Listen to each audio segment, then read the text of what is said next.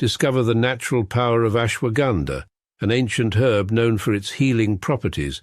For over 3,000 years, ashwagandha has been trusted to reduce stress, increase energy, and improve focus.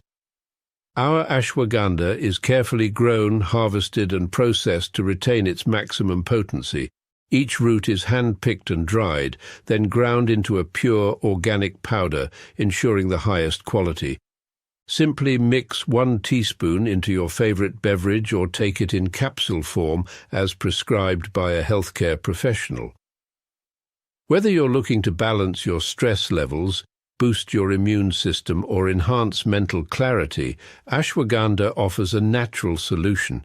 Experience the benefits of ancient wisdom backed by modern science. Trust nature. Trust ashwagandha. Go get this product at blackhotfirenetwork.com at the Sports and Nutrition Store. Good afternoon, family. Hope you guys are doing amazing, and welcome to another episode of the Africa Today Show. My name is Joby. For those who are here for the first time, returning listeners as usual, hope you all are doing great. Your week has been fantastic, and wishing you a beautiful weekend ahead. Welcome as we discuss about the war. What happens if the war continues?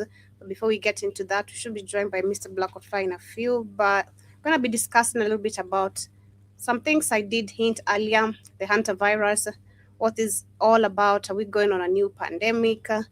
What is meant to happen? And personally, I think I did question about the same thing earlier. I was just trying to understand if they put us on a lockdown and the fact that the war is still continuing, what is going to happen? Like, we've seen the consequences of 2020 lockdown, how it affected so many people economically. So imagine right now, what could really happen? What could really happen if they do this, the fact that there's a war, and then lock people down? The economy already is really bad. So this is some really scary stuff. If they're pushing for a lockdown, this is some really scary stuff. This is super scary. But before we get into that, we're going to discuss a little bit about how Pennsylvania, this is just a week ago of the beginning of this week, how they passed a new bill banning whites-only housing by just 1 vote. And we're going to see how this is going to be taking effect. But karibuni, remember, you can get the organic supplements we have on our app. It's very easy for you to get our app on the Google Play Store. Black Hot Fire Network is the name. It requires you nothing to pay for you to sign in. It's free of charge. You can listen to us via the radio segment, or rather on Amazon TV. On Amazon TV or Roku TV, if you're not that busy during the weekend, you can catch up with all the shows that you've missed throughout the week. And maybe if Keith comes on, you can also catch him live on the network itself. But with that being said, let me start with this quick conversation. Literally, that was, I think, the beginning of this week, where we had Pennsylvania passing a bill banning whites-only housing by just 1 vote. And I want to get to share a couple of videos from people's expression, how they feel about this. This is your reminder that segregation and slavery was not that long ago, because Pennsylvania just passed a bill through their House that closes a loophole that a private association was trying to exploit to create whites-only housing. And it passed by 1 vote. What's crazy about this 101 to 100 vote is not that a single Democrat actually voted against it, meaning it should have been 102 to 99, but that other 99 that voted against it was all Republicans. The bill also expands anti-discrimination protections for employment, housing, and public accommodations to a person's sex, sexual orientation, and gender identity or expression. So that could potentially be why the Republicans were against it. But I need you to understand how insane that is. 99 Republicans, not a single one, agreed that we should not have whites-only buildings being built. I knew Pennsylvania was considered a purple state because it's sort of in between Ohio and then New York, Connecticut. I didn't realize it was that purple. I didn't even address the fact that Pennsylvania has a whites-only association in it. We're in 2026. 1 vote. It took 1 vote to stop Pennsylvania from having only white housing. 100 people voted for this in 2026. But honestly, I'm not surprised. As a real estate agent, trust me, I'm telling you, I see it all the time. But I've never seen it in writing. And this hits different, man. This is bigger than Pennsylvania. This is a problem that we really have. And I keep telling everyone, representation matters. Who you hire to represent you matters. Who you vote for to represent you matters. But this is something that you should all be paying attention to, because only one vote stopped Pennsylvania from having only white housing. This came into effect because of a Return to Land organization reportedly formed a whites-only community in Arkansas, and they tried to expand it into Pennsylvania. And like I said, it took one vote to stop it. But guys, if you think about buying a home, if you think about doing anything when it comes to real estate, make sure you're hiring someone that knows the laws, that knows what's going on, that's staying in tune with everything, and just make sure the people that you are putting in place to represent you are truly representing you. Leave a comment below. Let me know what you think. I feel like, man, this some good news, maybe for once, but it goes back to something Keith says a lot. Everything they do is based on racism, because it's 2026 for you to still be wanting to, I don't know, but shit. 2026, it took one vote to stop an all-only white community from happening in Pennsylvania in 2026. Pennsylvania House Democrats passed a bill by one vote that would prevent white-only towns from being created in the state. Democrats in Pennsylvania did this after a story broke last year of Eric Olwell starting a whites-only town in Arkansas. He was able to do this by finding a loophole where he can start a private club. And this is part of their rules, that once people have been vetted, including with a video interviewing to confirm their ethnicity, they can buy shares of the land. And it's not just white. You have to be a white, straight Christian to live in this town. According to reports, there are currently 40 people living in this town. And after establishing the town in Arkansas, Eric said he wants to bring it to other states like Pennsylvania. This plan to come to Pennsylvania is what led Representative Ben Waxman to... I mean, it's been a while indeed. Hope you're doing amazing. And nice to see you. Hope your week has been good, and wishing you a beautiful weekend. Introduce House Bill 2103. That bill would prevent any organization from discriminating against protected groups under the guise of being a private club or members-only organization. And Representative Malcolm Kenyatta also added an amendment that would explicitly add protections against discrimination based on sex, sexual orientation, and gender identity or expression in employment, housing, and public accommodation. The bill passed 101 to 100. Every single Republican in the Pennsylvania House voted against it, and one Democrat, Frank Burns. This is Frank Burns, who calls himself a conservative Democrat, which essentially breaks down to he's friendly to businesses, but not friendly to people's rights. The bill now moves to the PA Senate. It is unclear when they will vote on it or how they will vote on it. The governor of Pennsylvania, Josh Shapiro, said if the bill reaches his desk, he will sign it. This is why elections, especially primaries, matter, especially in a state like Pennsylvania where your primaries are May 19th. Remember that, because we need elected officials that are going to stand up to fascism, not people who are going to cozy up to fascism. The perfect example of that is Malcolm Kenyatta, who added the amendment to House Bill 2103. In 2022, he was up against John Fetterman in the primaries for the Senate seat that John Fetterman won. And in a recent comment, Malcolm Kenyatta said John promised that he was going to go to D.C. and be Democrats' 51st vote. And instead, he's gone to D.C. and is behaving like Donald Trump's fucking intern. He understands what this moment requires of him. Share this so people can see how some Democrats are trying to meet the moment by fighting fascism and closing loopholes that allow them to thrive and grow. Y'all, they really try to get away with this. It's 2026 and you telling me we still gotta vote on banning white-only communities? That's crazy. Nah, this one sounds... Times change, they don't, right? Crazy at first. But listen, this just happened in Pennsylvania and the vote was 101 to 100. One vote difference. That's how ridiculously close the vote was.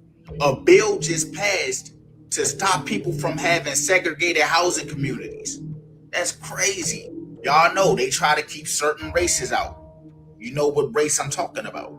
But here's the part people not telling you. The group of people, they wasn't just saying it openly like, hey, we don't want them here. They were trying to do it behind legal loopholes so no one would know.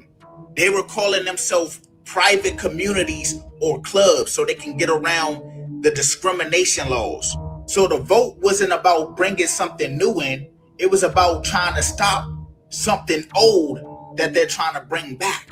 I'm looking at it like, bruh, the fact that it only passed by one vote is wild to me. So let me ask y'all, if it only took one vote to stop it, what do that tell you about where we're really at right now? Pennsylvania. It's crazy. And I was just trying to look at more videos on which states have white-only towns in America today. Let's see. No blacks, no Jews, no gays. High up in the Ozark Hills, in the state of Arkansas, dozens of people have been working hard, building houses and a new type of community. It's called Return to the Land, and it is a town open to white people only. They are millennials and Gen Z, and this is a new update of age-old prejudice. What we've done here is establish a place where we have control over who our neighbors are, and that is just for the sake of preserving. Meaning you don't want black people to be there. Our culture. And that culture effectively was saying this is a white culture, a whites only place. White American culture. But what this sounds like is bringing back segregation. Is that a fair assessment? It's free association. So we're not trying to keep other people down. This is a small settlement in the middle of the Ozarks. But they are being kept out, even if... Of course, literally. Because what are you... Well, I mean, you don't let everyone into your home. Around 40 people live here. Hundreds more from across the world have paid to be members. And while the men do the physical labor, the women take care of the children who live here full time. It could be a very loving community if you're part of the community, but if you're black, if you're Jewish, or if you're gay, you can't be part of that community. They can have their own communities, and they already do. You might be wondering how any of this can be legal. Return to the Land is structured as a private members association, which they believe allows them to discriminate on the basis of ethnicity, along with other factors. That has yet to be tested in the courts and may well fail. The Arkansas Attorney General has said his office is now reviewing them as a result of our reporting, and that there is no room for racial discrimination in Arkansas or anywhere in a free society. This is crazy. So, for those who are just joining, that was an all-white town, wasn't it? Yeah, I was trying to look at white-only towns in America today.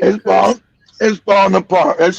They begging for funds. They all poor and fucked up. Can't farm. The white people were all the great farmers. They can't farm. They begging for money. Yeah, because we had Pennsylvania, which passed just a few days ago, banning passed a bill that is banning white-only housing by just one vote. I'm just sharing that as we look at white-only communities, in America, which is crazy. Of course, they don't want. There's only one race that is not needed there. Those are the black people. Literally, they don't know about maybe the Latinos. Probably they don't care. It's the black people. It's the niggas. No blacks, no Jews, no gays. It's so weird watching black people get mad at white people for starting functioning white communities. Yeah, we don't care, dog. We don't care. We don't give. We don't get mad. Exactly. We don't care about what you do. When we do it, you say it's illegal. You burn the places down. Like Joby showed the last one they tried to do again recently, like last year, 2 years in Georgia. You stopped it. Because you people know you can't do shit without us. We said, okay, we're going to make our own black town. Those guys bought all that land in rural Georgia, in the middle of nowhere. I know where it's at, too. I travel through that area. That's off of, you guys want to know, if you guys know the area between Macon and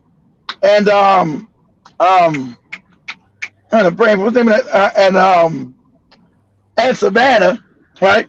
On I-16 is out there, it's in the middle of nowhere. So they were gonna build their own community. Bought a bunch of land out there. They're gonna start building their own little town or their own little village. What white people do? Came and blocked it. Because they don't want us to have our own shit because it causes white rage. See, we don't care about you. Go have your own. We don't want to be around your ass.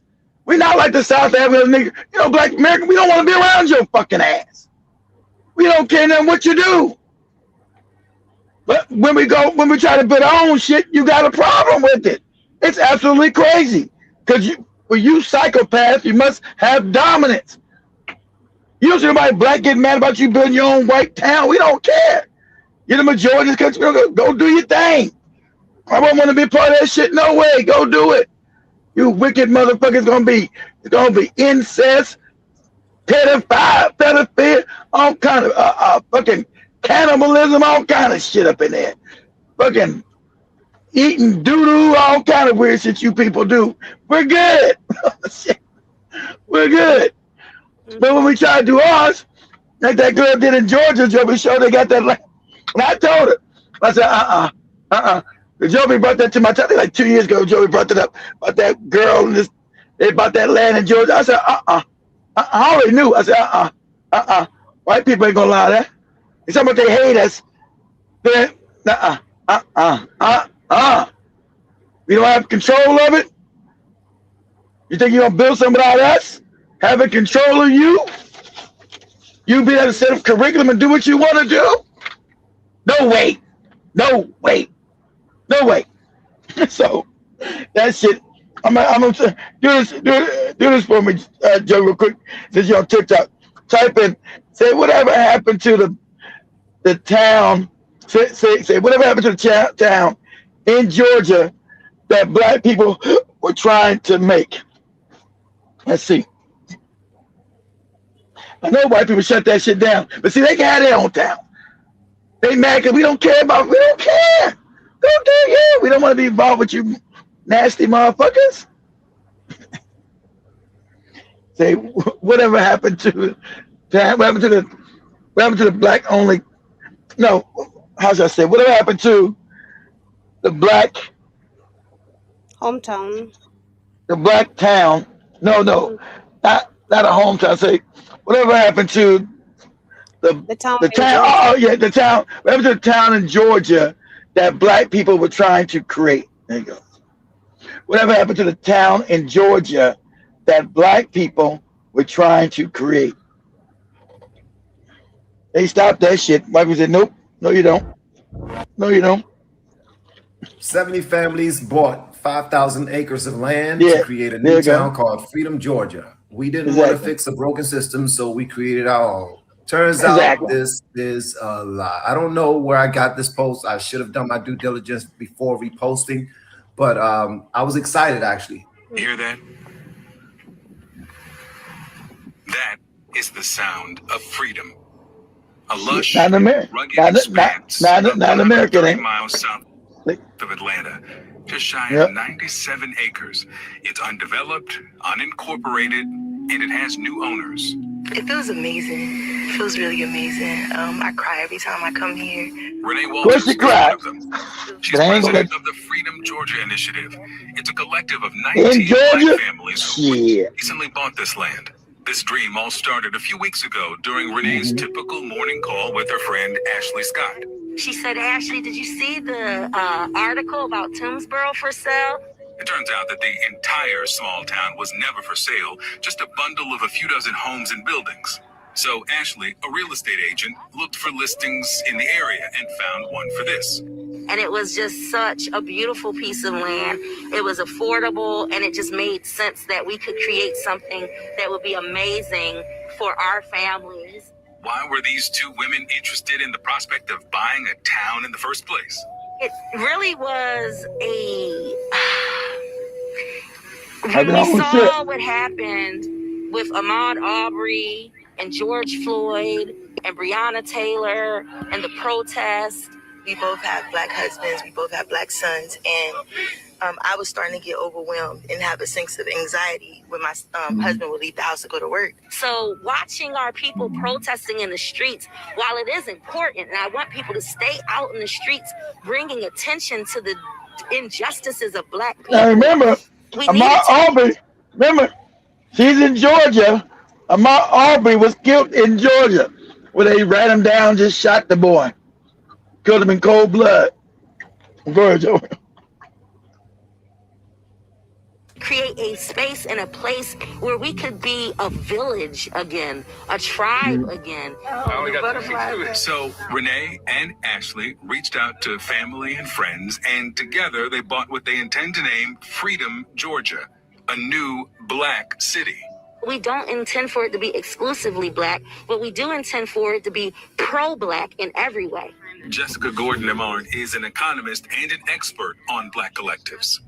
I've found tremendous benefits to individuals, families, and the communities that are involved in it, including, the economic stability and prosperity, but also leadership development, social capital development, other kinds of human capital development. And so it's really a win-win for everybody involved. It's going to bring joy. See, what it would do? What it would do, it would bring joy and self-determination. And you guys will start building. See, as black people, especially in America, that's what we do. Shout out to that white guy, Joe. We always show that. What's his name? Hashid Bosom, whatever that dude's name. See, I want to let you know, as black Americans, we've always been, always our shit got torn down, blown up, burned down to the ground. But us, that's why that integration shit with MLK didn't work. They knew that's why they had to put us on. That's why we lost everything. People can't read and write, can't talk. Did you see the study that majority of people in America can't read or write? You know that? Today? Because of these white schools? Everywhere they go, they turn off the lights. And where black people go, we turn on the light. They want to keep everybody stupid and fucked up. So as long as it keeps their white supremacist scam going on. Because if you're too stupid to think outside the box, you'll just live and die in the goddamn box of poverty. So, every time we're alone, we start to build, right? And so since we do this integration shit, right, we built nothing. Before we had the group integration, we had what? We owned everything. We owned our own buses. We owned everything. Movie theater, we had a separate Hollywood. And so we were given that fake ass be under white folks shit. Now we don't own a goddamn thing. Nothing.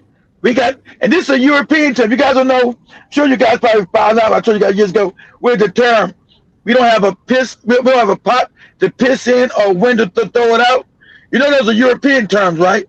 Because before they got out, before these savages left Europe, they were poor, and so to make money, they would piss in a pot and use the damn piss in the pot to go tan the clothing. And so some said, so some Europeans were so poor they didn't have a pot to piss in. They couldn't piss in the pot. That's where the term came from. They couldn't piss in a pot. They were so poor. That's what the term said. You ain't got a pot to piss in. That came from Europe because they would take this stinking ass pee because they were filthy and use the piss as dye. Imagine you walking around with piss on your body as dye. Yeah, that's your Jesus. Those are Jesus you love, morons, without knowing real history. Pissing in a pot and taking it to a tanning place to put on clothes. Yeah. So all these terms, we had no idea. What you about to say, Joby? Nothing. So all these terms we had no idea about, right? So, as you see, so keep on going, Joe. Go and play it. The owners hosted the Big Black Campout over Labor Day weekend. Supporters drove in from across the country. See? The plan is to introduce farming next, to create a lake for sustainable fishing, facilities for recreation, and eventually develop now this is going to call white raids. They can't. See, they were just starting to develop the land for farming. They don't want you to have the farms. They keep telling the Africans they don't even know how to farm over there. That's a lie. But about the land, you're gonna start farming fish ponds. Of course, you're gonna start giving good education. Women are gonna start teaching the children well-mannered, well-behaved children. highly motivated. You can't have that. You gotta have what we have today. Bunch of morons doing bad rap. Don't know what the fuck they're talking about. The black community is completely almost damn near destroyed. So you taking back the community where you left alone and to steal your own identity in yourself. Oh, no, nope, nope, nope, nope. See, they can build their white towns, but we can't have our black ones. Because they know us left alone, we always succeed. They must be able to be with us and put their filthy ass behaviors into our people. Go ahead, Joby. By being able to create a community that is thriving, that is Exactly. safe, that has agriculture and commercial businesses that are supporting one another, and that dollars circulating in our community. That is Exactly. our vision. And to be able to pass this land down to my children and to the children that Generational are wealth. represented by each of our 19 families as a piece of legacy. We're hoping to create legacy. And I am the co-founder of the Freedom Georgia Initiative, where we as 19 black families How dare you niggas in your legacy. 502 acres of land to build a environmentally sustainable smart city for black families to thrive and to create an Afro future. We are really excited. I'm very excited to be here to discuss this, and moreover to share that I'm a mother, I am a wife of a black man and of black children. And so what we're doing is really to ensure a future and real estate development and land acquisition, reclaiming our land. That's what my personal See, the thing is to take you back to slavery. And by now we've seen that they're taking away your vote. See, times change, they don't. Thing is to put you back in slavery. I'm gonna have Joby show here. Law was passed. You think I'm joking? You think I'm joking when I say times change, they don't. I want to get so violently wild that I'm on YouTube. What's coming down the pike? I'm gonna make it so inevitably clear what they're doing. Because remember, there are no jobs. You know, as black people, you're the last hired and the first fired, right? We're always the last hired and the first fired. So with you not having any jobs, and Majority put us up too, now they're criminalizing homelessness because you can't afford the rent shit. And they're also criminalizing you what? Remember what's everybody had to do since everybody lost their apartment? They've been sleeping in their cars. Now, Florida, where I'm at right now, I'm down in Orlando, and other states have now made it criminal for you to sleep in your motherfucking car. You imagine this? You ain't got nowhere to sleep you can't afford an apartment. Now they tell you can't sleep in your car, you ain't bothering nobody. Because they want your ass in a slave camp, prison camp, for free labor. And read Project 2025, the thing is they told you, we want to put these niggas back in slavery. Remember, these white people ain't never got no money for themselves. They've always been poor, backwards, and fucked up. They're parasites. So since now their world is starting to collapse, they're going back to their same ways. How can we create a parasitical society where we can benefit from? Stand this? This is not hyperbole. This is not no game. This is real. That's why when the Supreme Court came down with that racist ass ruling, remember it's legal, but is it just? Of course not. It's racism against black people. It's a war. No two ways about it. It's a war, right? So when they passed that law, every state, when you motherfuckers, you goddamn coon ass niggas like that fucking fake ass Candace Owens, and she even mentioned it with her fake ass, right?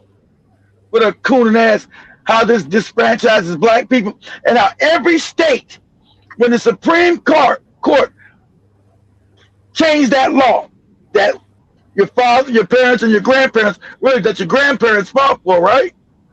Most of our parents were still teenagers, so we really can't say it was our parents Mostly our grandparents that were fighting for that shit, right?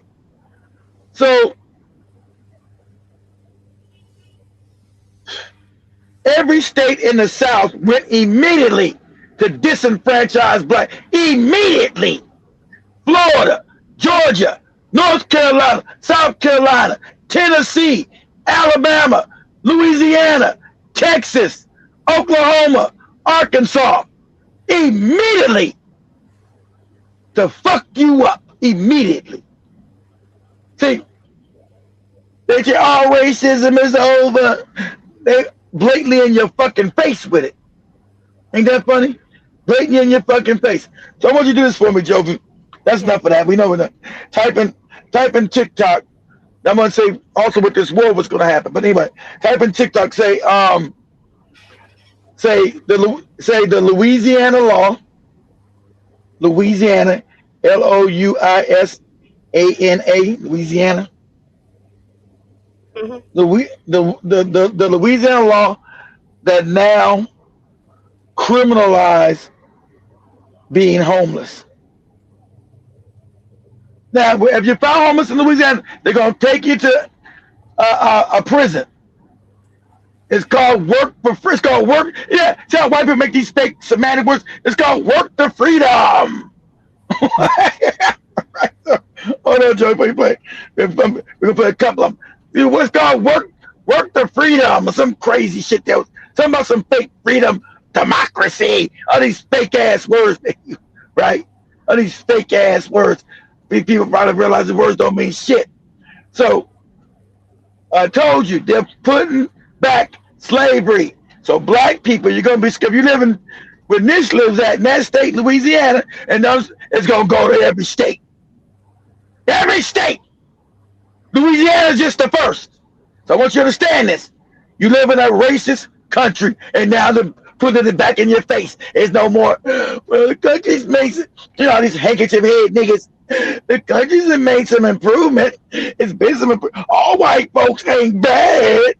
That same shit you get from goopy hairton niggas. All white folks ain't bad.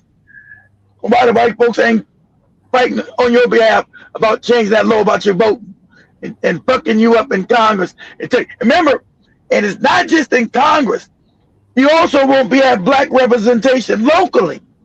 So we're talking about even in your state, because remember, this is statewide shit they're doing from your state. So we're not talking about even on a national level, because your Congress people come from your state. We're talking about even your state representative, your state house, your state congressman, your state senators, your state mayor. This shit gonna get crazy. You probably won't. Black mayors are probably gonna be gone. Where they're gonna rearrange these districts, and I think that's good. I think that's good. Cause I want to hear no more motherfuckers in my face. You can't argue with a coon ass nigga because it's always ambiguous. They're gonna say, well, you ain't really suffer like your parents and your grandparents did. It's not all bad now. Oh no. Oh yeah. It's in your face. And I'm gonna Joby play it. So go ahead, play that Joby real quick. Louisiana House Judiciary Committee approved legislation criminalizing being unhoused in the state, imposing fines for first offenses of up to $500 and a minimum of 6 months in prison. Which see that? I'm homeless, so maybe the homeless cost me $500. You know you can't pay, but you're going. So that fake $500 shit's fake. You're going to prison. I'm gonna go to prison for 6 months. You're never gonna get out. So that's all. Understand the scam they use. That's all. Verbal nonsense. They're not gonna let you out after 6 months. You're being locked up because you don't got no place, because you're poor, because you got no place to live, because this government and this economy has fucked you. Get it? And I'm gonna be locked up for 6 months to do slave labor. And don't think you're gonna get out, because look, you're not getting paid no money. So how you gonna get out and make any money to get out? Where you gonna go? They'll say, well, you found, you know the scam white people do. By the time of the 6 months over, well, have you found housing yet? Huh? Found housing? I've been in prison. I ain't got no money. You ain't paying me no money. Well, looks like another 6 months for you, Keith. Back out in the fields, nigga. That's how the scam works. How the fuck am I gonna get housing and money if I'm doing slave labor in prison? So this is reauthorizing the slavery. That's always what they wanted to do. Like I told you guys, they never want to get rid of no fucking slavery. They're mad. They're trying to say, how can we implement this shit? Because remember, all white society, how they on top, was been the exploitation of African people. I don't give a fuck what you want to call yourself, Indian, whatever the fuck. African people globally has made the world's wealth in Africa and outside of it, from the Caribbean to America, South America to Africa. It's been made exploitation of black people's backs, and they've always known that in America. You think America got rich off what? Off of slavery. Fuck you talking about? People gaslighting you with nonsense. This is a known fact. I don't care how much they try to change down the history books. Slavery made this filthy, wicked-ass country wealthy. That's how America became rich and the dominant on the planet, because of black labor, black exploitation, black bodies breaking in the sun, dying, rape, pillage. That's what they like. So when you get a handkerchief head moron, all white people ain't bad, they all good. All of them not like their granddaddies and blah, blah, blah. Everyone tell you that shit, right? You always want to tell you that shit. I always want to get that bullshit. And each time I try to tell you, times change, they don't. They're always trying to figure out a way to put you back in slavery, to make sure they're on top and they can get wealth off other people's suffering. Okay? That's their plan. And you talk about you've been in a goopy church. Talk about Christianity is the worst. Islam is the worst for black people. You can't get your fucking head out your ass because they're my brothers and sisters in Jesus. They're my brothers and sisters in Islam.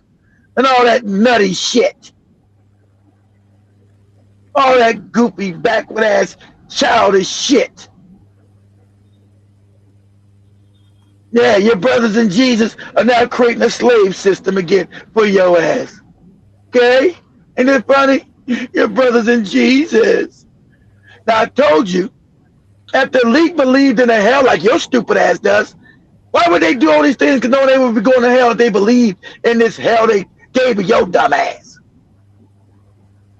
If they were going to hell, they fear something. They don't fear none of it. They gave it to your moronic ass nigga. Let the niggas have it. They don't believe in the shit. Do good, do right. Scared to go to some fictitious ass hell while we enslave their ass again. But go ahead, Joby. Go ahead, play it. Convictions while giving local governments the ability to set up internment camps for the unhoused. The bill, which passed on a 12-4 vote, is part of GOP Governor Jeff Landry's legislative. You see that? Pause that. 12-4. So then nobody opposes. So where all the good white folks at? And Sister Soldier told you, we're going to do that again. We're going to show you. And Sister Soldier said, when the cool ass niggas, don't you know, some white people, guess what? He said, show me one good white person. I'd like to meet them. I've met none. I remember that. No, it overwhelmingly passed to implement slavery under different names. See, it's always slavery. They don't like to call it slavery. They call it forced labor, homeless people. But at the end of the day, any other name, it's slavery. And they all voted for it. So the majority of white people are fucking wicked. Okay? That's what it shows you over and over again. You bootlick, handkerchief head ass niggas. Go ahead, Joby. Landry has long been hostile towards the unhoused. In 2025, his administration used armed state agents to round up unhoused New Orleans and force them into internment camps. So while New Orleans, as black people, Super Bowl, as black people, wouldn't see them. Representative Debbie Villio titled House Bill 211 the quote Streets to Success Act. Let's go. The Streets to Success. This is how duplicitous, how evil these people are. The streets to success. So you being locked up for slavery is taking you out to the streets and giving you success. Told you. Everything they write is psychopathic. Everything. They don't get anything. What's this? Ain't this slavery? No, it's not slavery. It's the Streets to Success Act. We're helping these niggas go from the streets to success. Well, you're going to pay them? No. You're going to work them? That's going to be success. Well, you said they got 6 months in prison. You criminalize being homeless, being poor. Well, you know, these niggas with their bad behaviors and they ebonics, these niggas with their ebonics and they bad rapping shit and Cardi B's and Nicki Minaj and Meg Thee Stallion, we got to put them in prison. Rehabilitate these niggas. All right, we got to give them some success. We got to do streets to success. But isn't this slavery? It's the streets to success. We're making them a success. So, man, it's going to be civil war. Black people, this is so in your face slavery. They're doing it. They're voting it in. And don't, like I said, don't think it's going to just stay in Louisiana. It's going to go from state to state to state to state. They're going to see your get down. They're going to see your pushback. Because black people, you got the arms. You got to do like your grandmothers did, grandfathers did. You're going to have to go in white people's neighborhoods again and do what? You know what I'm talking about. You have to give out bubble gum. You have to give it back out. Just like we did in the 60s and 50s. You're going to have to give out bubble gum baths. Bubble gum. Because now they're not afraid of you no more. That's why they can pass these bills. They're not afraid. They made you passive with the MLK. Now you're passive. They're not afraid of you. Remember, come out so right, they were afraid of us. Because we were doing what needed to be done. They're not afraid of you no more. So they go back to their natural ways, right? They go back to their natural behavior, right? So it's going to have to be a lot of bubblegum parties going on. And I mean for real. For real. Publicly. In the streets. Bodies in the streets. Dragged out of people's houses. Bubblegum. A lot of bubblegum got to be going on. Because this crosses the line of your humanity. This is them openly telling you they want to put you back in slavery. Called on a slick name. Street to Success. This is the Streets to Success bill. Which he just told us we're going to put you in prison. Streets to Success. What are you going to do in prison? You're going to do slave labor. Of course. You know, that's in the Constitution. They never got rid of slavery in America. They moved to what? From private to public. Slavery is legal if I put you in prison. We know they got slavery. Joby showed you Angola, the biggest prison farm in America. Right? Biggest slave prison farm in America. That's what, Louisiana, Angola. And that's where the law first starts there. Press bodies for Angola prison. They make your shoes, your socks, your hats, your caps. Wrappings for McDonald's food, all kind of shit they do up in there. Slave labor. That's where your ass going, nigga, to Angola. Prison. You're not going to Angola, the country. You're going to Angola, the prison in Louisiana. Go ahead, Joe. Sought to paint the bill as an act of compassion, downplaying the fact that act of compassion. a home a crime. Vileo also sought to cast being unhoused as a result of addiction or mental illness and not broader economic pressures. When pressured on whether sleeping in public would be an arrestable offense under the bill, Vileo said, quote, "There is a possibility you could do that under this bill, but that's not the goal," In fact, that is the goal of the bill. HB 211 clearly makes it a criminal offense for sleeping in public and would prohibit local governments from not treating being unhoused as a crime. According to supporters, the bill is based on an anti-unhoused ordinance implemented in Portland, Oregon, though it imposes significantly harsher penalties. God's Unchanging Hands Feeding Ministry founder Pamela McKay raised concerns with the measure, noting, quote, "Not everyone who's homeless are drug addicts. If the jails are full, why would we want to make that a criminal case? People are going through a lot. The rising rates of rent are just crazy," McKay added. Arguing penalizing people for being homeless will only make things worse for people who lack housing. New Orleans Democratic Representative Mandy Landry also raised concerns with language in the bill forcing local governments to criminalize being unhoused. She also now remember that pause that. Now remember, I want to make that this country's evil. And keep talking. This country's created with evil. It's always been evil, and it's still evil. This country is evil. It's wicked. Evil. Built on evilness and wickedness. Then when you get your goofy FBAs, I remember this country's evil. Always has, always will be. Fuck the propaganda they've given you. Go back to this real countries, and this country's always been evil. So now with you now being arrested, they're gonna discriminate, making more black people. Now they're gonna get picked up, being homeless and locked up. And the sad fact now they passed this law, you will not have no representation. So you won't have no political officials to even speak on your motherfucking behalf. Okay? Not in your city, not in your state, and damn sure not nationally, not up in DC. So no one's gonna speak on your black ass behavior. Your black ass behalf, excuse me. Or they locking your ass up and giving you the street to success. It's street to success. You imagine this? You get locked up because these motherfuckers have now priced you out of being able to afford a home. And they're making sure you got to be in the streets because they said it's now illegal to sleep in your car. You see how they setting this all? Since all this is wicked, this is evil. They're now putting slavery back in motion, but just calling it different names. It's the street to success bill. It's streets to success. It ain't slavery. It's streets to success. Oh my God. Local governments could only set up internment camps in areas where it would not negatively affect property values, which would effectively put them far away from people's jobs, public transportation, and other services. Quote, "Where could we possibly put something that might not affect the value of the local property?" In the middle of Angola, Landry said. Louisiana has advanced one of the cruelest anti-homeless bills in the country.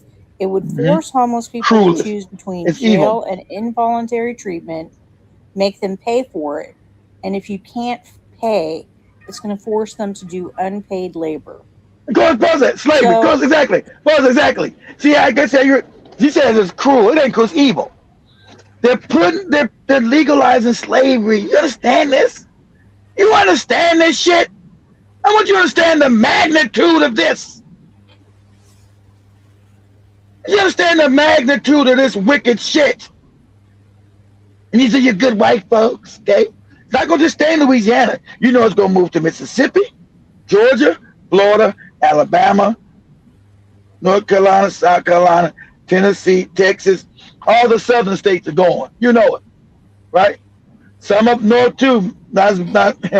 Some up north. Maybe Michigan, maybe Pennsylvania. Pennsylvania's racist as shit. It's just the one with jibber jabbing. It's just two cities in Pennsylvania that's not as bad. That's Pittsburgh and Philadelphia. But in the middle, oh no. I was lost in Pennsylvania 2 months ago. I said, you better not stop. I was having a guy, you better not stop. You're knocking the door around this motherfucker being black. It'll blow your motherfucking head off. How about you need some help? Yeah. So Pennsylvania might be one of those northern states that passes that shit, that wicked ass, racist ass state. Yeah. You know, jibber jabber know that state racist as fuck. Anyway. Because remember, they tell you, what is Pennsylvania? Pennsylvania is really just Pittsburgh in the west, Philadelphia in the east, and Alabama in the middle. Pennsylvania is just as racist as Alabama. Don't ever get it twisted. You just got Pittsburgh in the west, one big city in the west, and one big city in the east over there in that state. Got Pittsburgh in the west and Philadelphia in the east, and all the rest of that motherfucker is nigga, hate nigga country. All the rest of that shit is hate nigga country. Pennsylvania, hate nigga country. All right? So don't get it twisted, you know. And the Somalis may be safe. Minnesota's a little more liberal, so they're going to lock them inbred head niggas up that. Ohio, you might be dangerous. Ohio's close. I know all the southern states this is going to be law. All down here, this shit is going to be law. California, California's still liberal, but you can't afford to live in that motherfucker. No, it'll never pass in California. California won't pass, but you can't afford to live in no way. New York State. Let's see. Probably won't pass in New York. Virginia, close. Everything south of Virginia, yeah. Kentucky, Tennessee, Arkansas, Alabama, Mississippi, Florida, Georgia, North Carolina, South Carolina, Texas, and of course we're at there, Louisiana and Oklahoma. Yeah, that's an absolute hell yeah. New Mexico, I'm not sure. I don't really know the politics of New Mexico too much. Arizona, most likely not. You got a lot of, probably not Arizona. Portland, no. Washington State, no. Let's see. Oh, I forgot the Midwest northern states. Absolutely, yes. Idaho, hell yeah. Utah, the Mormon motherfuckers, hell yeah. Colorado, was only that close. I can't, probably not. I'm trying to give you some safe states. If you lose your job, these are states you better go to. You black, they gonna lock your ass up. Colorado, I think you might be safe in Colorado. Next door to Colorado, Nebraska and Kansas, they locking your ass up for slave labor. Missouri, locking your ass up. North and South Dakota, locking your black ass up. Minnesota, nah, you survive. Too cold, but you'll survive. Where Ricky lives at, they won't lock your black ass up there. You can survive. They'll let you go in Minnesota. Illinois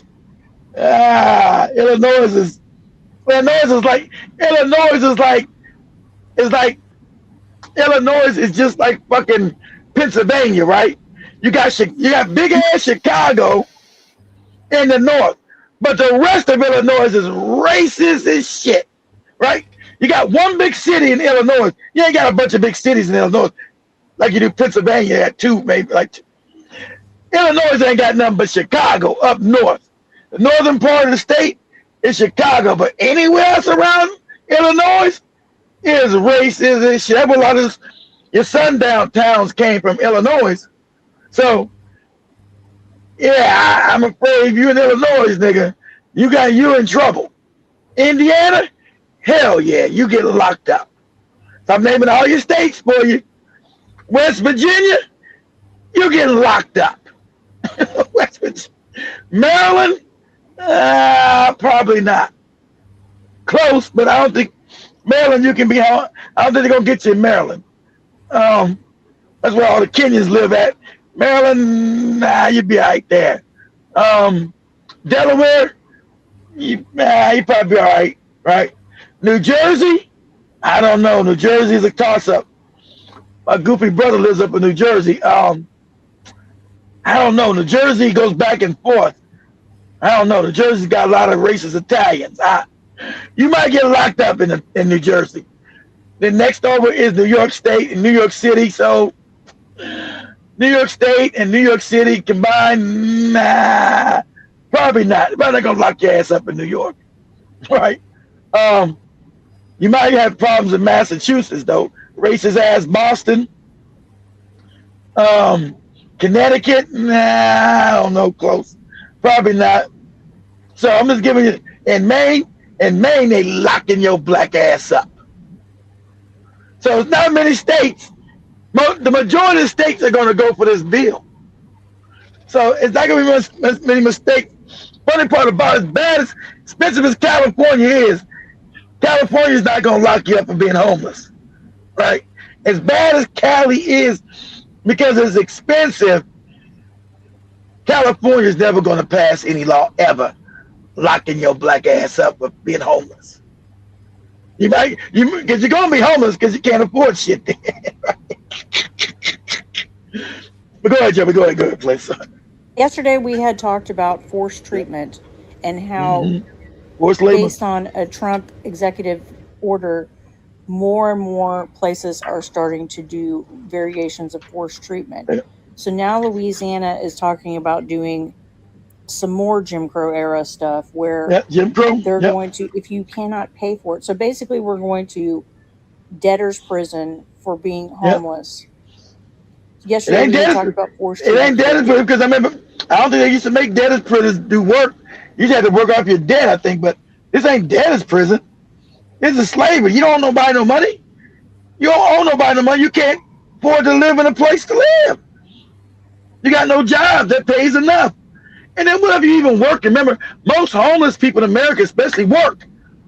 They just can't afford to fucking pay rent because the jobs don't pay shit, right?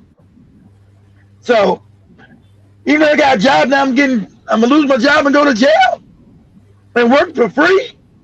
You see, this is so, I'm telling you, this is from the minds of psychopaths. Everything they do always goes back to evil. I don't give a fuck where they are on the planet. They're the same white people in South Africa, Australia, wherever you find them motherfuckers. They're the same. Evil. And if they get a chance to do evil, they're going to do it. Make no doubt about it. If they got a chance between good and evil, they're always going to pick evil. Always. Always. Because it's their nature. You wouldn't even think of that. Like you said, where's the humanity? Imagine you reading this shit as a you in the Louisiana legislator, right? You're a state representative in Louisiana, right? Not even national. You're in the state house, the state Congress, and somebody writes this bill. And you're like, why would we pass? Why would we do this? This is evil. First thing you would think, this is evil. People at their lowest point, they want to be outside and no place to live. You think they want to be outside, assed out, can't wash their ass and balls and brush their funky ass teeth, sleeping in the rain and some shit? You think they want to be that way? So we're gonna make it even worse to benefit us. So we have slave labor. We make money off of them. Then we put them in violent conditions. Could be no prison life in America is violent. Any prison in the world is violent. So now we took a non-person that had a criminal record, now put them in, house them in prison where they get raped and beat. This is prison where you're going to get raped and beat. But you call this shit the Street to Success bill. I want you to think about the level of psychopathy this is. Evil. And the majority of them all signed that shit. They all signed it. All of them. Evil. They're saying, I didn't know I don't understand what I'm doing. You black handkerchief head niggas like to do. Some white people just don't know no better and all that old shit. They know what this bill says. They know it's evil. They know it's slavery. And they sign yes. Yes. Yes, overwhelmingly. Yes. Yes, goddammit. Yes. Slavery. We want it. Told y'all better read that Project 25 bill. They want all black people globally black in slavery. So they got rich. You realize that?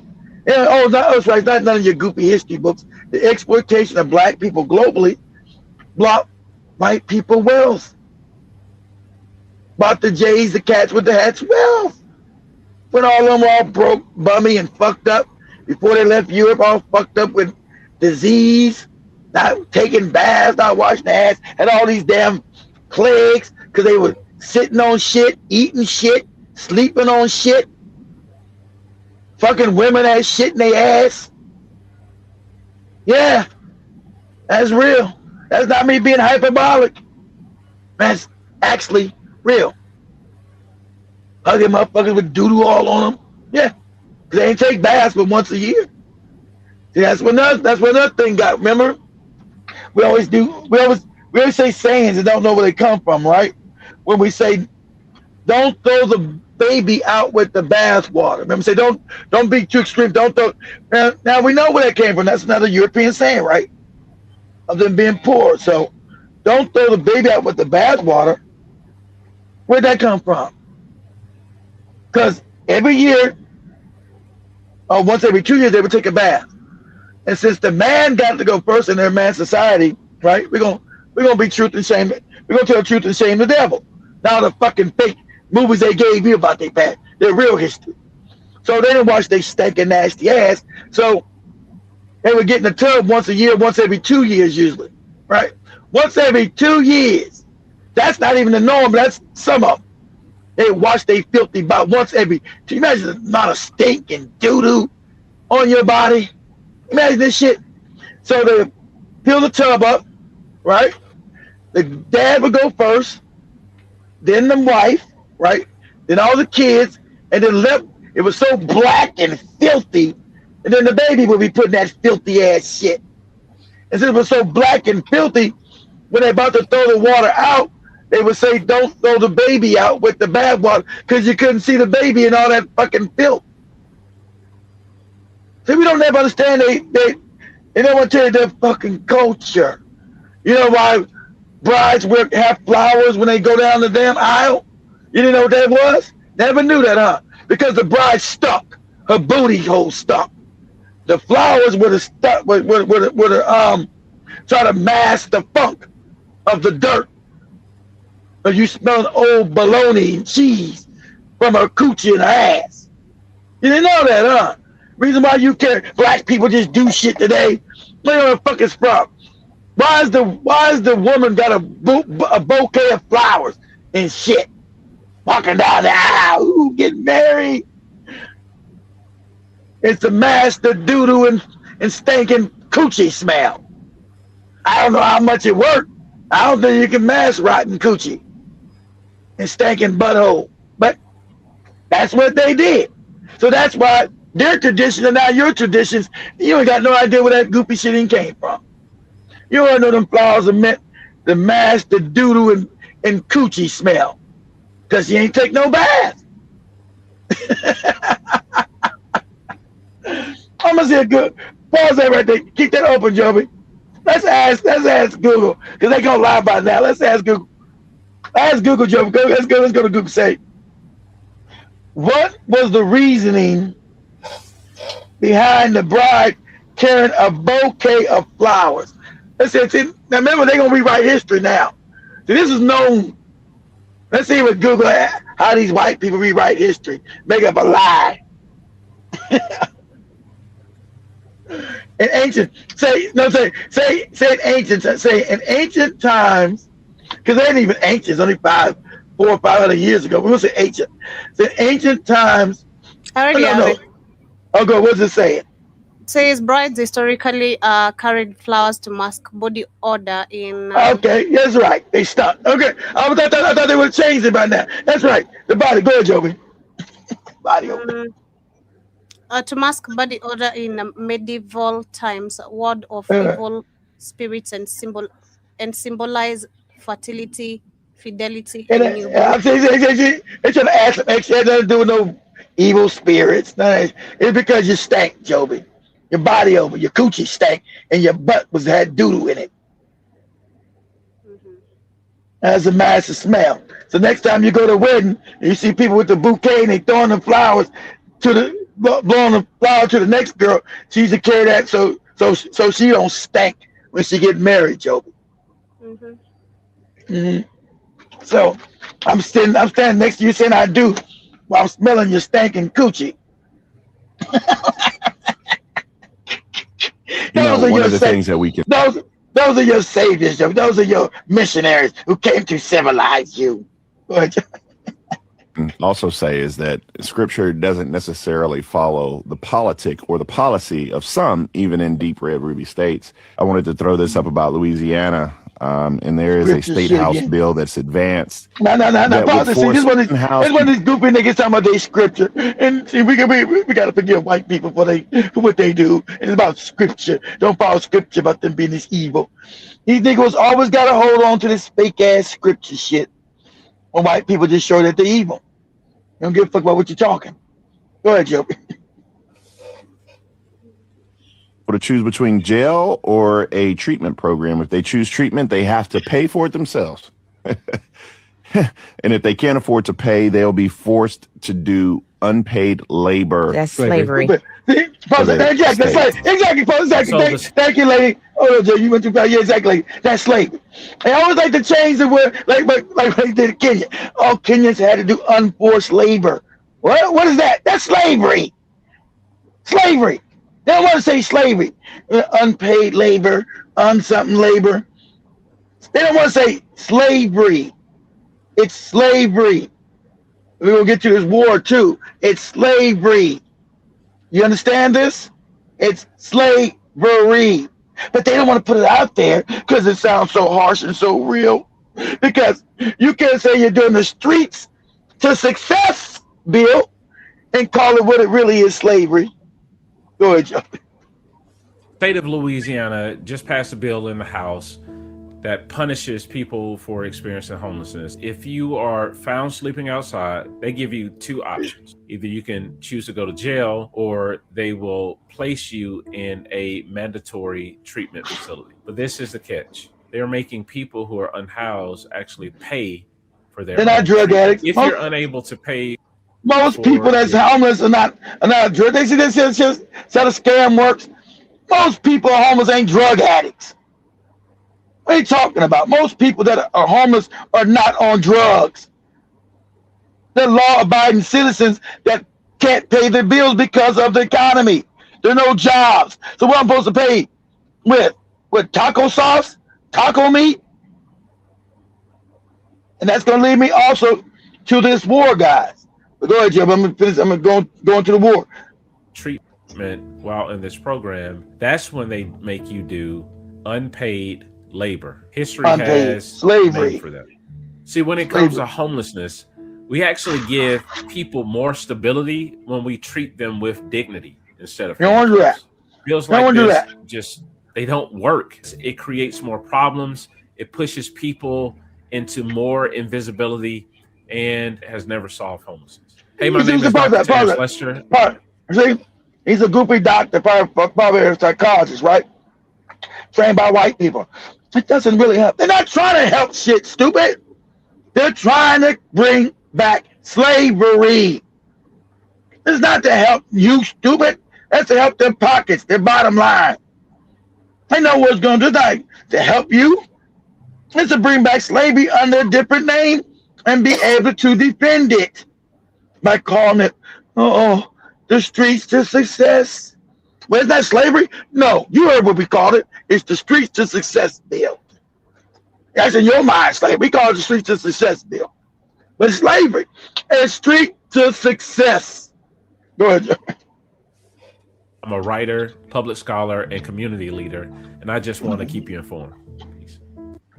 Louisiana's House Bill 211 will criminalize public camping, imposing fines, jail time, and forced. Louisiana cities criminalize homelessness. You can be arrested for sleeping on a bench, sitting too long in a park, or asking for money. Being poor is illegal here.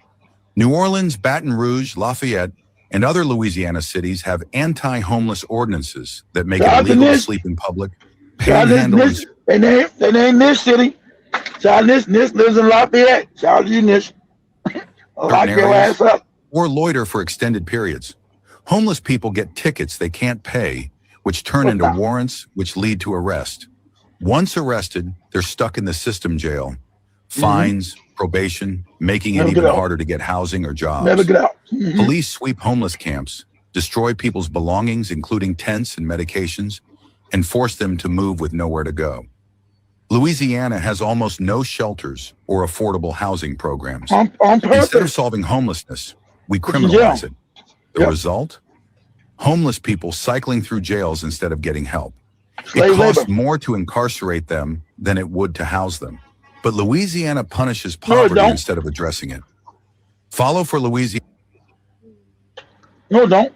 Because I'm getting slave labor. We're getting that AI. It's not costing more to house them. You're forgetting they're doing slave labor for companies. That's the whole thing. That's the whole scam. Scam is to put them in prison to create slave labor. Okay? That's why this bill exists. That's why I tell you other things, but they want to. This is slavery. That's what they're doing. It's in your face. That's what they're trying to bring back slavery by any other name, any other means. This is slavery. Like that, shout out that black woman. This is slavery. Oh, it's going to be unpaid labor, forced labor, blah blah. It's slavery. Okay. And if you read Project 2025, it's in there. If you guys know, shout out to this guy. I understand. I've always tried to teach you guys. They study us, right? I'm gonna type this in real quick, Joey. Hold on, type this in. They study us, guys. So you guys know the head of the Racist Ass Heritage Foundation studied Black history. So him studying us, right? He learned. I already told you this, and I'm gonna tell you. I'm gonna pull this up real quick. Type this in the thing. While I'm talking, he learned how we survived during slavery. What made us not try to teach you back then? They knew that's why they destroyed the black woman. As he understood, he said the black woman was the key to our success. The African woman was the key. We destroy her, we destroy them. This is writings. He says the black woman, when they got together out of slavery, that formed the community. That started educating the children. I said that. He said, so it's the black woman we must focus on and destroy her ass. That's why our black women today are all out of pocket. They forgot all twerking and shit, did all kind of insane, dumb shit. You know, tattoos all over their fucking body, weird ass makeup all over them, face, eyebrows, tint, this crazy shit, right? Because they knew, is it right? They had destroyed the women. Harris Foundation put Trump in power, them and all the J's, right? But he studied us. Say, put it up. Say the head of the Heritage Foundation studied Black history. His dissertation was in Black studies. So he can tear us apart. Can you imagine this? The racist white man spent his whole college career studying our ass, how to fuck us up and tear us down. You understand this? You said we must go after the black woman to fuck her head up. So you think when I tell you the black woman mind in America is fucked up, and that's what they're doing in Africa? And I just tell Rumbi's eye this in Zimbabwe. She knew what the fuck her and her girlfriend. They knew exactly what the hell I was saying. Because they got white people in Zimbabwe. A bunch of them said, it's here, Key. I knew it. He's telling you. But go ahead. Go ahead, Joby. Go ahead, one. I've been hanging out on Threads, and I came across this.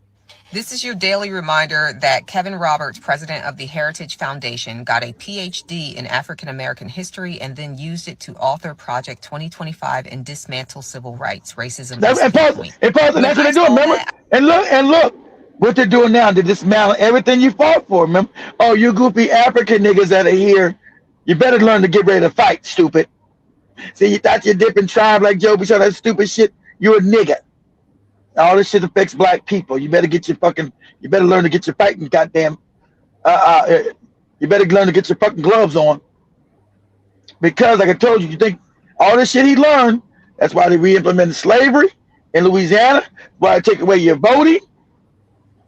This is all, everything learned to destroy you, to put you back in slavery. This no good cracker said these motherfuckers say they should have never even allowed us to sing. Remember, because us singing during slavery out in the fields had healing. They learned that it healed us. They said we shouldn't allow these niggas to even sing. Imagine that level of evil. But they've been studying us. That they got the nerve to write that filthy shit. That they should never allowed us to even sing. To have any kind of hope. That's what they wrote. Because singing allowed these niggas to have hope. And we were supposed to steal that hope. Keep them enslaved. This is what the minds of these psychopaths. That's what they wrote. That singing gave us hope and gave us resilience through the black woman. He wrote it through the black woman to fight this beast.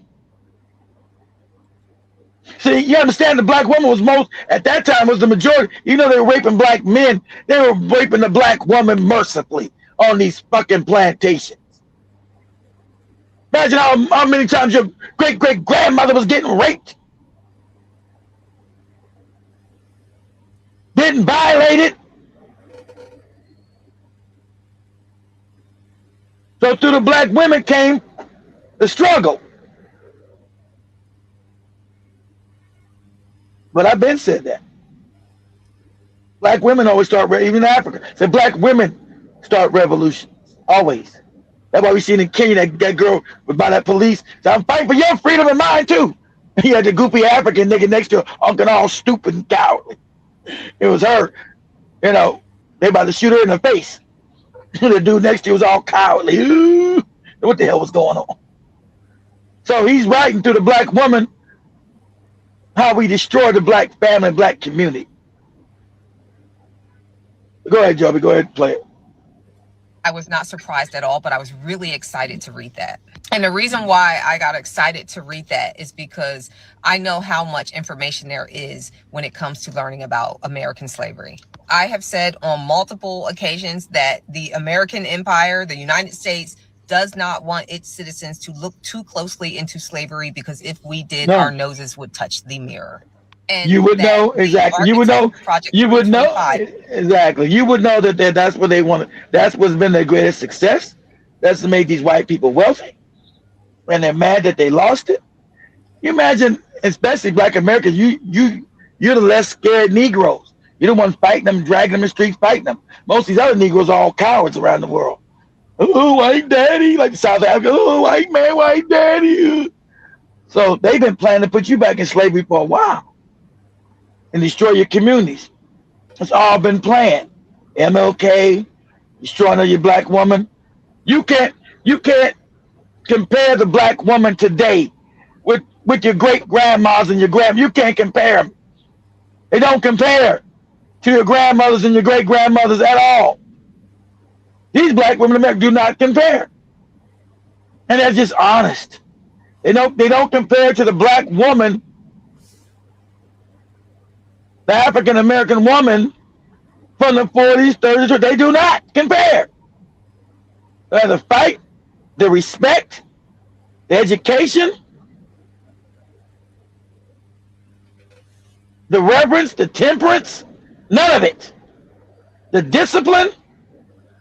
And they did that on purpose, because they said we were too united. Told you, with him and the CIA, they said the black woman was we were too united, and the backbone of the community was the black woman. We destroy her ass. Tell her she don't need no man. Put her out like this and all this kind of shit. We leave her. We completely fuck her up. Because you guys always ask, why don't other women act like this? I said it yesterday. Asian, because they didn't go up to Asian women. They didn't go up to Hispanic women. They didn't go up to other women. They go up to black women. on and off the continent now. Off the continent first, because you're the beginning of everything and you are the wealth. Okay? Go ahead, play it, Joby. Used the information that he got from learning about slavery and learning about Black history in America. He used that information to be this powerful. I cannot emphasize enough that the best thing that you can do as an American, if you do nothing else, is to learn about slavery. Now, there was a community note that had been added to the that particular post. I'm going to show you that too. It says, Kevin D. Roberts is the president of the Heritage Foundation and a former history professor. He earned his doctorate in history from the University of Texas at Austin, focusing on Louisiana's slavery history. His 2005 dissertation... Focus on Louisiana. So he was studying at the University of Texas in Austin, right? Shout out to the Longhorns, right? Right? And he studied Louisiana's slavery. And guess who's going back into slavery first? Louisiana. Ain't it coincidence? Go ahead, Joby. Slaves and slavery in Louisiana, the evolution of Atlantic world identities, 1791 to 1831, studied Atlantic world slavery, specifically focusing on the Haitian Revolution and Nat Turner's Rebellion. He looked at the difference between assimilation and revolts. You ever have so much information inside of you, so many feelings, so much, I feel like I'm going to burst. So right now I am reading a book called Bound for the Promised Land. It's about Harriet Tubman. It's her biography, and it's written by Kate Clifford Larson. And anybody that knows me knows that I love Harriet Tubman. Ever since I learned about her when I was a little girl, I've just been I find inspiration from her. And when I'm reading this book, right, and one of the things that's coming up quite a bit after Harriet has freed herself and has been freeing many others, the biggest issue that she is bumping up against is capitalism. She can't afford nothing. And so she's constantly having to raise money. All of the energy and time that she could be using towards her cause is being spent with her asking for money, raising money, finding creative ways to get access to money.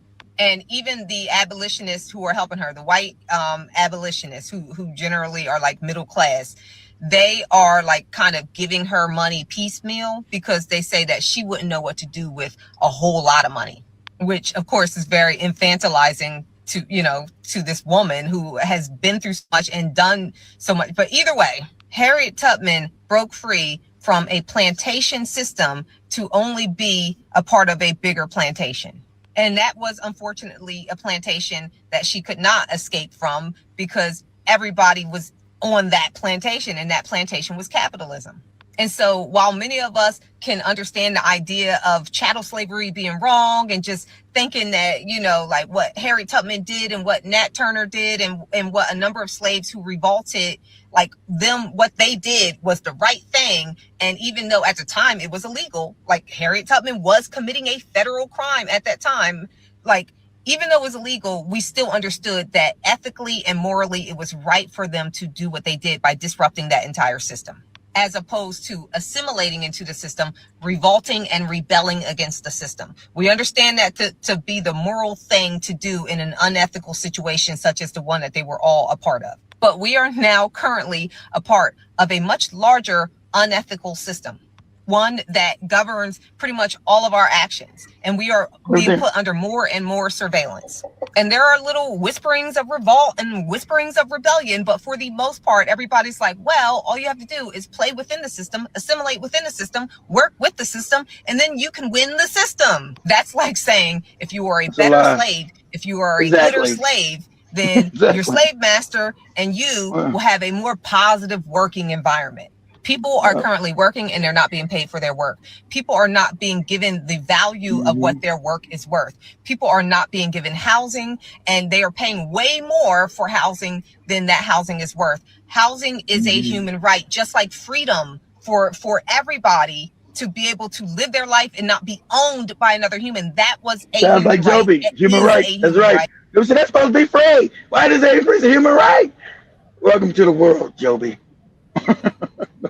Housing is a human right. Food is a human right. Being able to live safely, that's a human right. Access to healthcare, that is a human right. Access It would to be if they didn't control those the are world. human rights.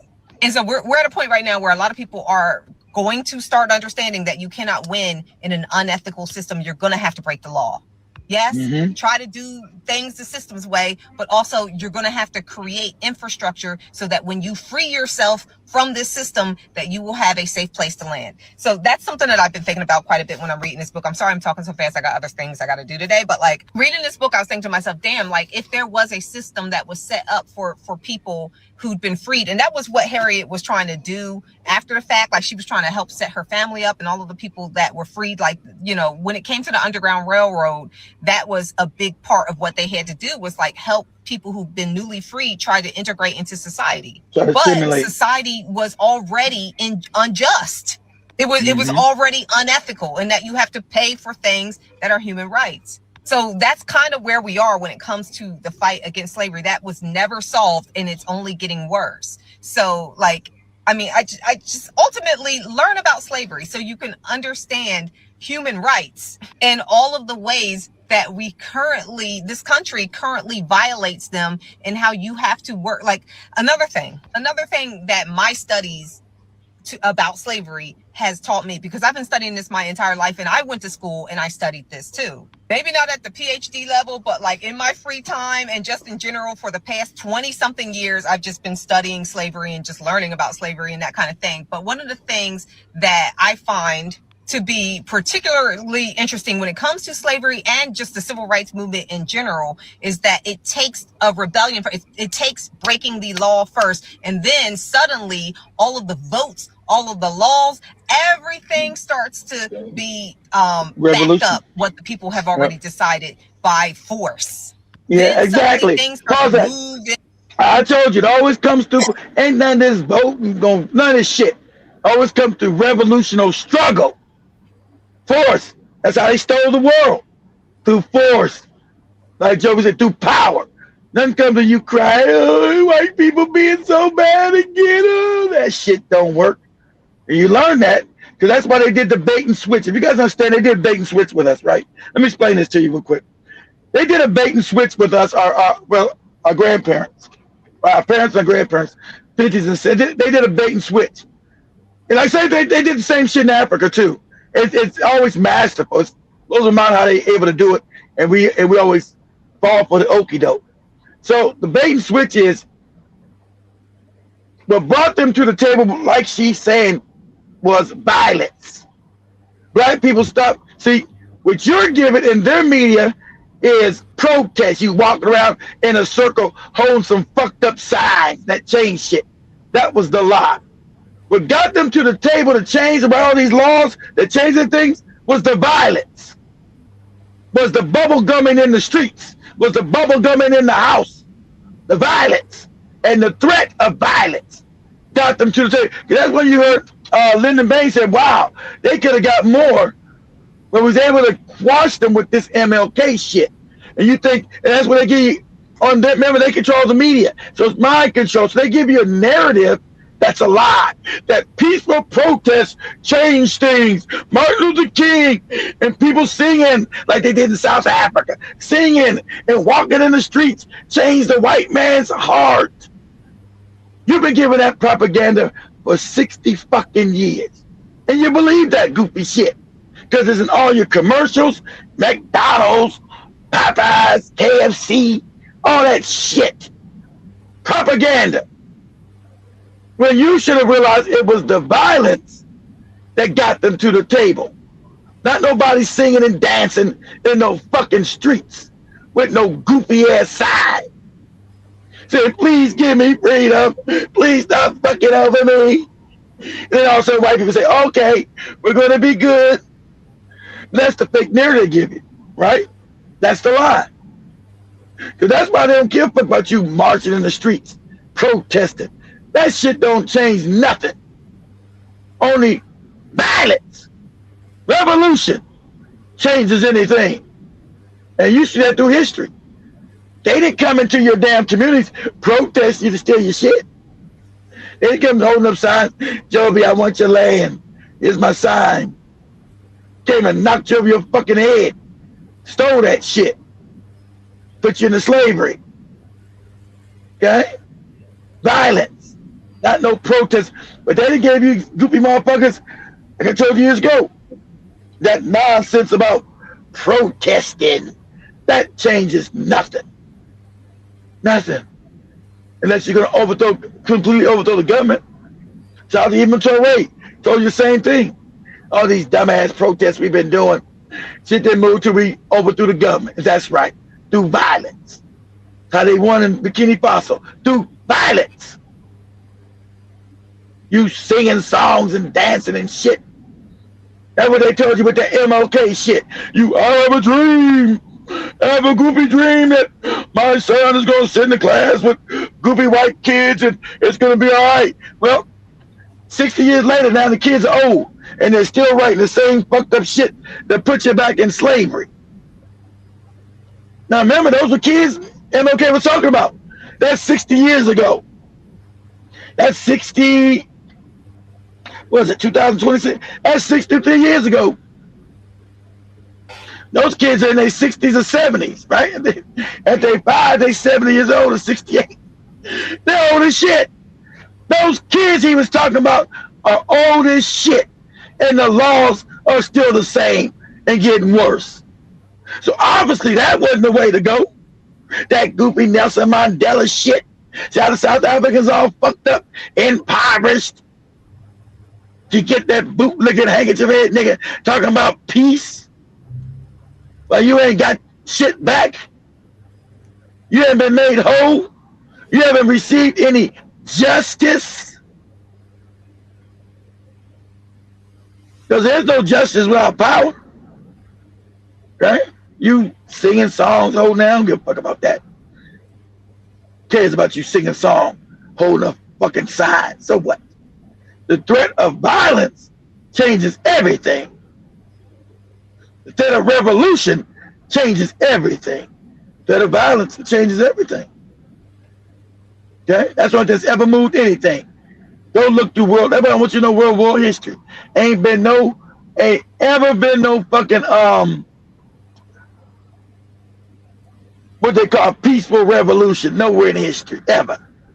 They want to get that fucking fake ass Gandhi shit. That's fake. They want to always dump that fake ass. Everybody told you MLK was studying from racist ass Gandhi. You know that's a lie because he knew Gandhi was a racist. It wasn't hidden back then that Gandhi pedophilic ass was also a racist. Hated black people to his core. He told you black people were supposed to be enslaved. He said all these goofy South African niggas are supposed to be slaves. That's what Gandhi said. This Mahatma motherfucker. That the world's supposed to be, say he's a great man. Had you believing all this crazy bullshit from this wicked ass, pedophilic ass, non-bathing Indian bastard running around here. Right? Racist as hell. Talking about black. He said black people stink. Black people were. He said black people were born to be slaves. He said black people were stupid. This your Gandhi. That they tried to make a hero. See how media works? Because growing up, media made Gandhi had a movie about this no good bastard. Right? Trying to make him all great when he covers real history up. He said black people were born to be slaves. That's what he said, not me. He said they're supposed, all races, this is Gandhi, so all races should put forth the effort to make sure the black man and woman are forever kept in slavery. This is Gandhi, supposedly a man of God, a man of the Hindu God, whatever they are, right? This is Gandhi. This is the pedophilic as racist Indian Gandhi. Trying to talking about Gandhi, some moral person. Black people supposed to look. And like I said, black people didn't realize he was racist, especially in Africa. They got Gandhi everywhere in Africa. This racist ass, no good bastard. And then, like Joey said, that guy because the internet and the smartphone, that the Ghanaians finally got the word first. And I used to argue with all these goofy Africans about Gandhi. Just like Mother Teresa, all these other fake ass people they believe in, right?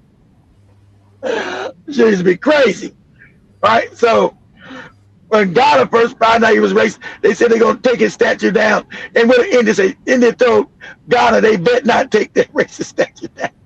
You imagine some country telling you don't take some racist statue down in your country dedicated to hating black people. Shout out to Ghana, at least they tore that shit down and chopped it up. That shit out of here.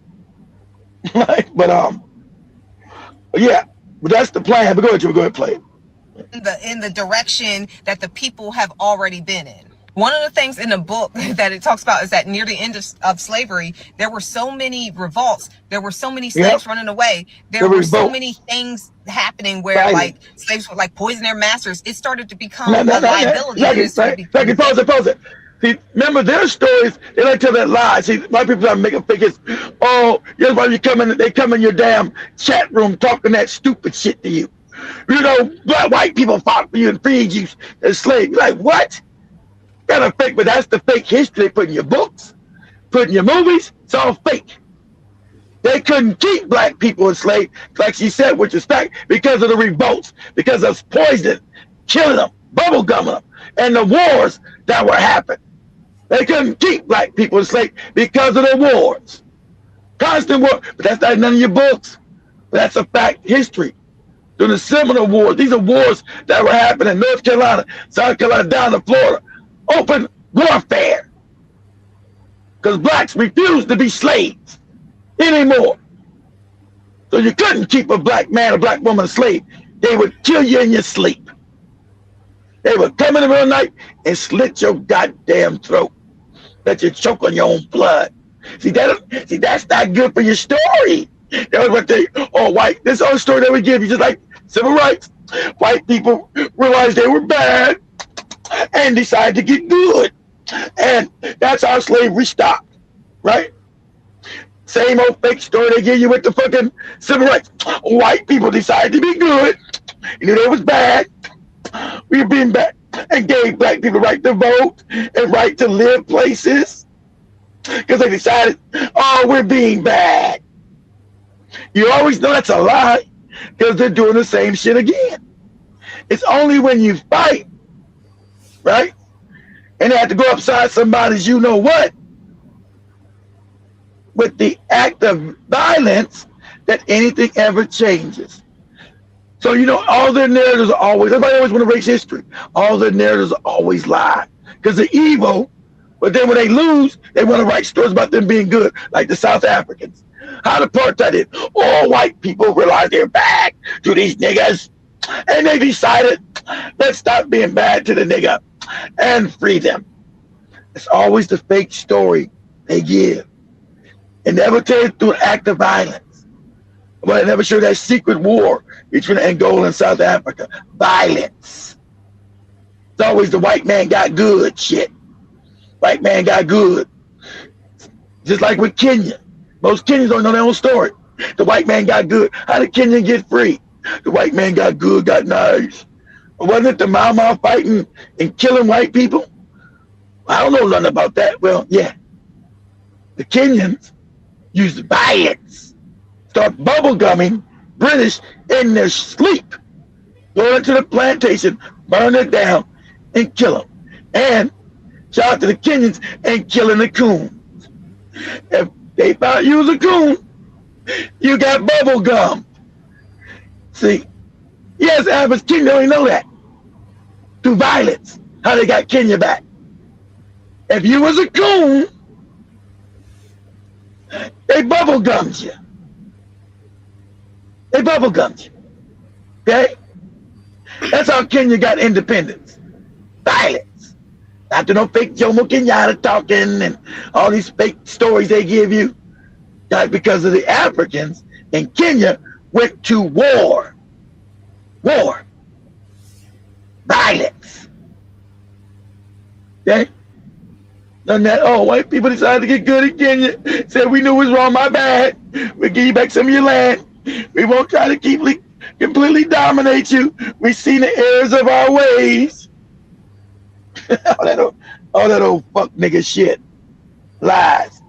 Go ahead, Joe. Finish that. Dangerous and scary to own slaves. And they started having to spend so much money and so much time trying to police their slaves that after a while, it just wasn't as lucrative. And this is not to say that it wasn't lucrative. It was lucrative, and it continued to be lucrative all the way to the end. That's why they had to transmute it and turn it into something different so that we still have slavery, and it's a very much alive and well. But the way that they did it, they had to restructure it. But I'm saying all of this to say that all of these systems are very much like a man, where like a woman will come up with an idea and everybody starts doing it, and then the man takes credit for it afterward or something like that. Like, that's how all of this works. That's why I always say, like, patriarchy and white supremacy and all that, everything's tied together, capitalism, all of that. So the people push things by breaking the law, disregarding the law, opting out, and that's when the law follows suit.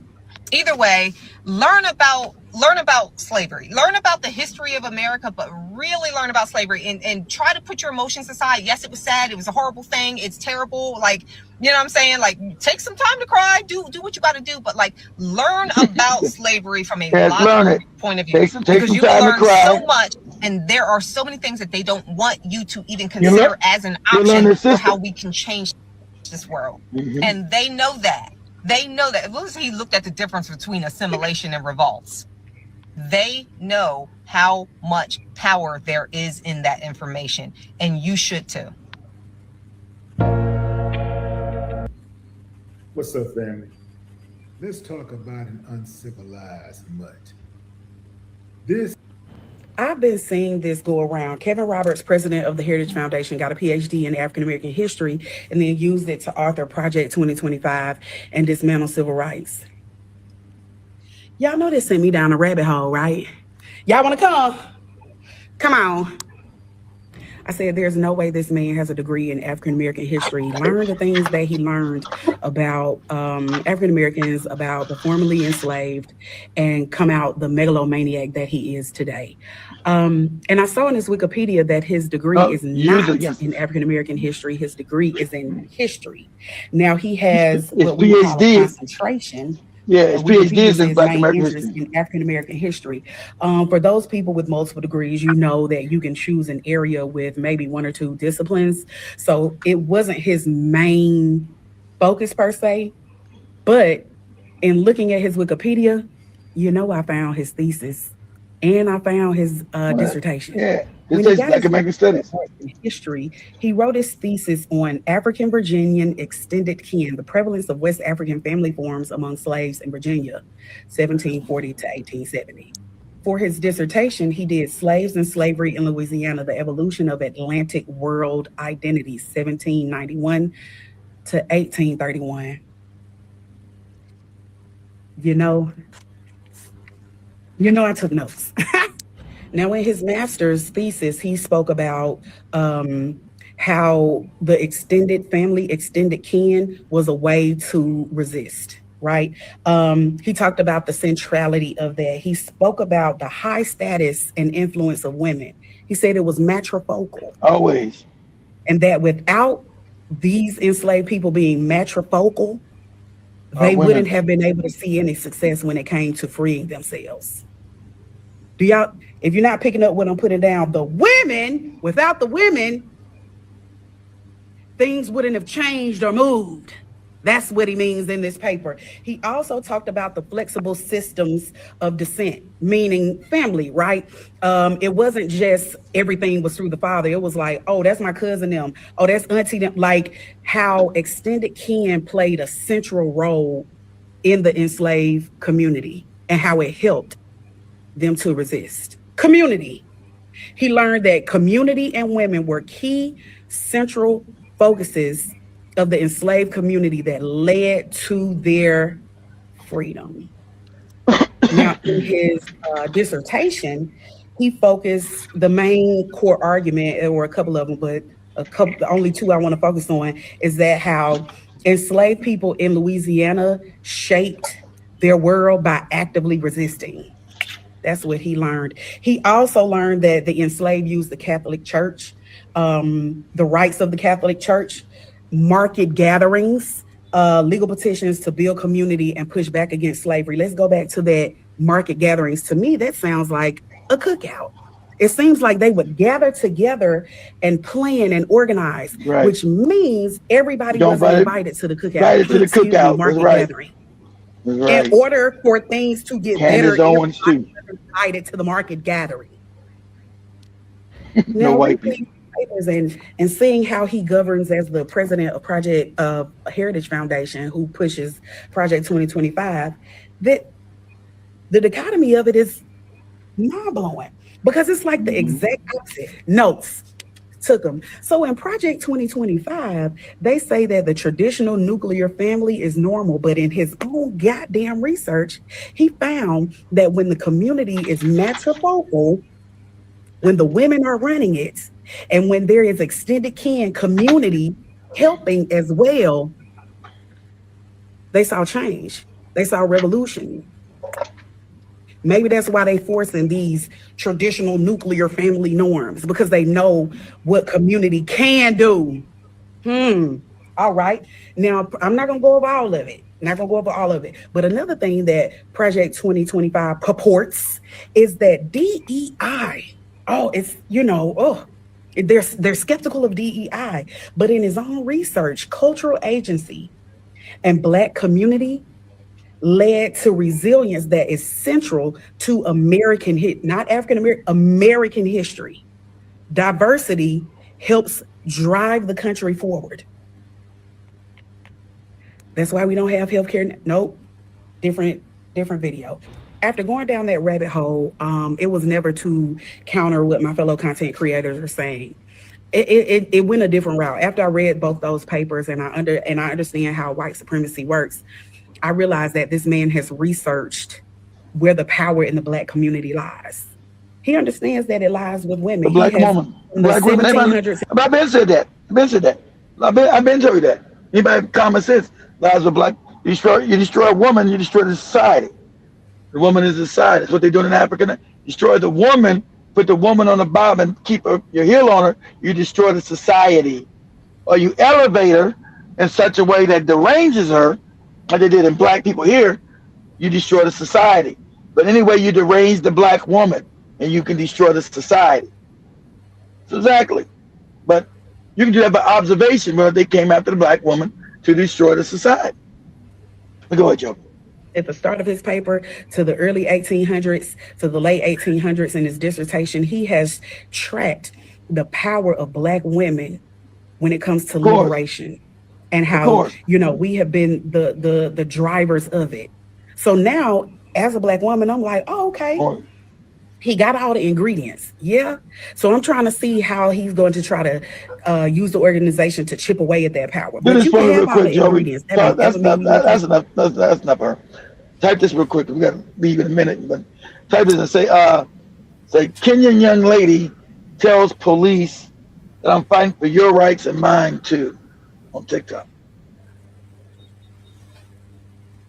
Kenyan lady says I'm fighting for your rights and my rights in front of the police. I want to explain. I want to show you something.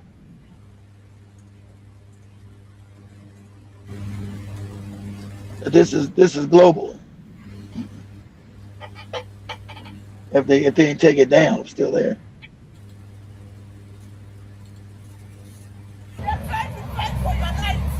You're being treated peasants. They're trying to fight for you. They're trying to fight for you. I don't think that's the one. Once she got the Kenyan flag and she's on a gate. You stood up to Is that it right there? There it is.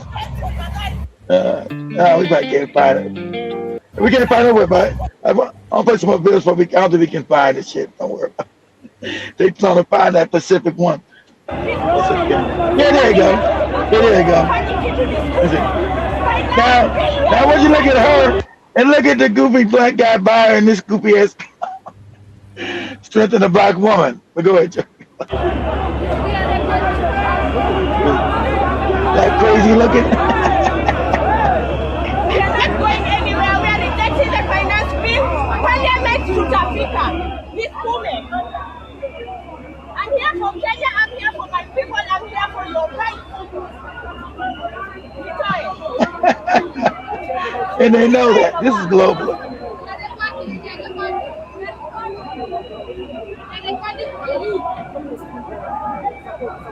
See, this is dangerous also in Africa with Kenya. So they're going to come after the Kenyan woman and try to destroy her. But anyway, Joey, play. Oh, there you go. Go ahead, you play again. Go.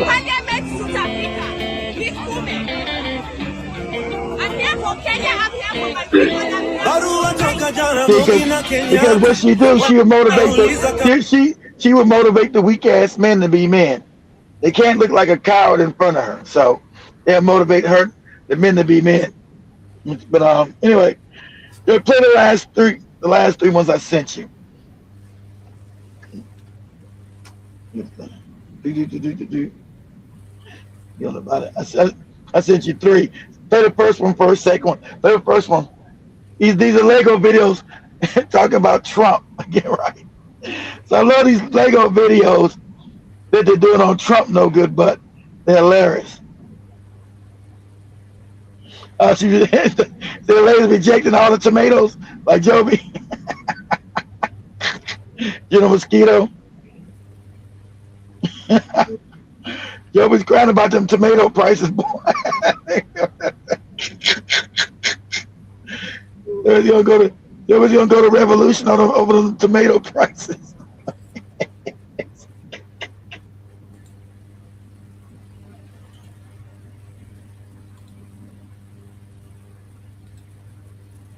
Man, I tell you, everybody missed the damn Iranian propaganda videos have been the best.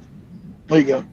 You still the prez, man. This shit's bizarre. You said you ain't no pedophile, but bitch, you gotta share it, Joby. The whole world knows you gotta share the video. Just see you. No, we just see you. There you go.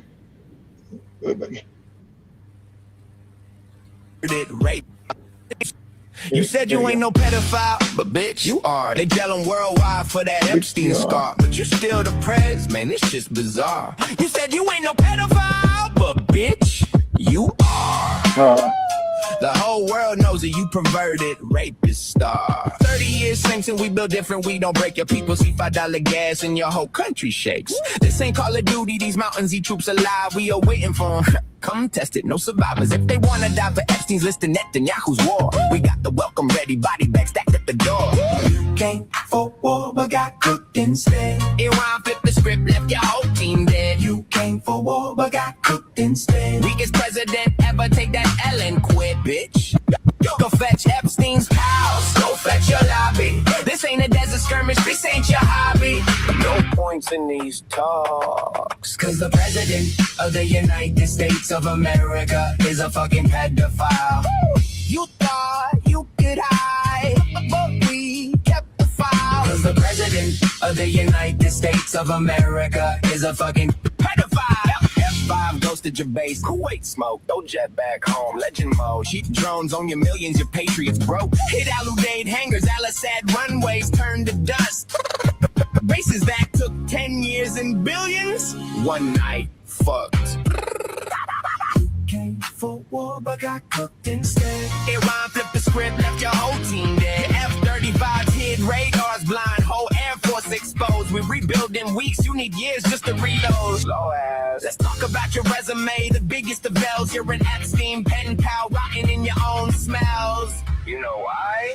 Got his diaper on.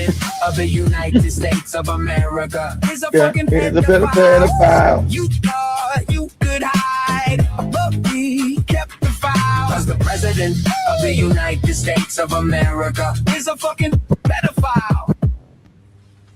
United States of... Okay, let me share the other one. You pedophile. Yeah, Dr. Clark did say that, Robin. I forgot that. That the black woman is the strength of society. That's true. For report, Donald Trump is panicking. And 4 things are driving that panic right now. Marjorie Taylor Greene, Melania Trump. All the pedophilia. And Thomas Massey. All 4 just collided in a way that is publicly humiliating to the president. Green revealed a phone call where Trump begged her to stop the Epstein files from coming out. Then she turned Melania's own anti-porn law into a weapon against Trump's political machine. Here's what happened. Trump called Marjorie, said my friends will get hurt. Now Melania's law is pulling up the dirt. Massey's in the primary, Epstein's in the file. The MAGA machine is crumbling mile by mile. This is the news, we report what is true. Every name, every fact coming straight to you. Let's start with Thomas Massey in a discharge petition. He pushed to release the Epstein files, that was his mission. Marjorie Taylor Greene signed on, stood right beside him. Then Donald Trump called her personally, tried to chide her. He was yelling on the phone, angry, out of control. Said she was supporting Rand Paul Jr., that was his role. She told him the file said you did nothing wrong. Let the truth come out, let the people move along. Trump said one thing, Marjorie, my friends will get hurt. That one sentence told the whole story plain as dirt. Because if you're innocent, you don't make that call. If you're clean, you don't panic when the documents fall. Now $20 to $25 million is being spent against Thomas Massey in Kentucky. Outside money sent. Miriam Adelson wrote the check. Elon Musk sent funds. These are names tied to Epstein, connected ones. 95% is spinning against Massey in that race is coming from outside Kentucky, not from his own base. Trump endorsed his opponent Edgar Lane back in March, and the machine kept moving forward on its march. Trump called Marjorie, said my friends would get hurt. Now Melania's law is pulling up the dirt. Massey's in the primary, Epstein's in the file. The MAGA machine is crumbling mile by mile. This is the news, we report what is true. Every name, every fact coming straight to you. Now here is where Melania enters this story. Director pro-Trump pack called MAGA Kentucky cut a disrespect. They ran an AI-generated ad, called it satire and fine print. Claimed Thomas Massey was in a throuple, that was the hint. The ad showed Massey holding hands with Alexandria Ocasio-Cortez. Then sitting at dinner with Ilhan Omar. Fabricated threats.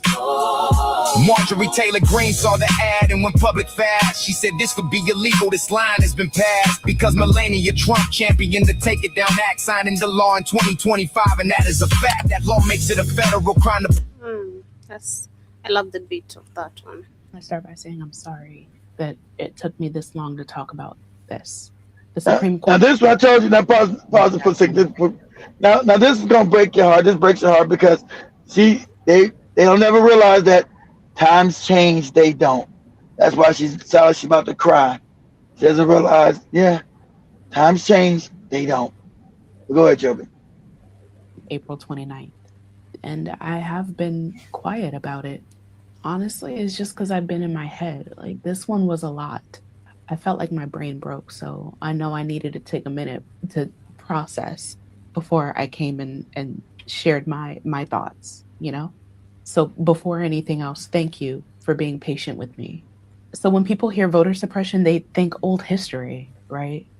But it wasn't. It was policy, wasn't it? Poll taxes, literacy tests, grandfather clauses, white-only primaries, and violence behind all of it, you know, to make sure that it worked.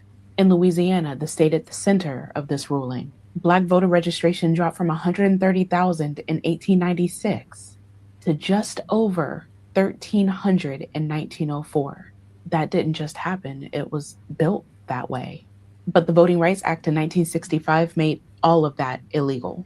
Within 5 years, Black voter registration in the South nearly tripled. And then April 29th, 2026, the court ruled that to challenge a map for diluting Black votes, you now have to prove that the state meant to do it. Nobody's going to say that out loud. They're going to redraw the map and say it was about something else. Congress already knew that, though. And that's why they took that intent requirement out in 1982. But the court just put it back in. In 2013, the court got rid of federal oversight. Within 24 hours, states passed laws that had already been blocked. In 2021, they weakened ballot access protections. And now this. Same law, same direction, just piece by piece. Now, 6 days after the ruling, Louisiana's Republican governor suspended the state's congressional primary mid-election to let the legislature redraw the map. Alabama called a special session to do the same thing.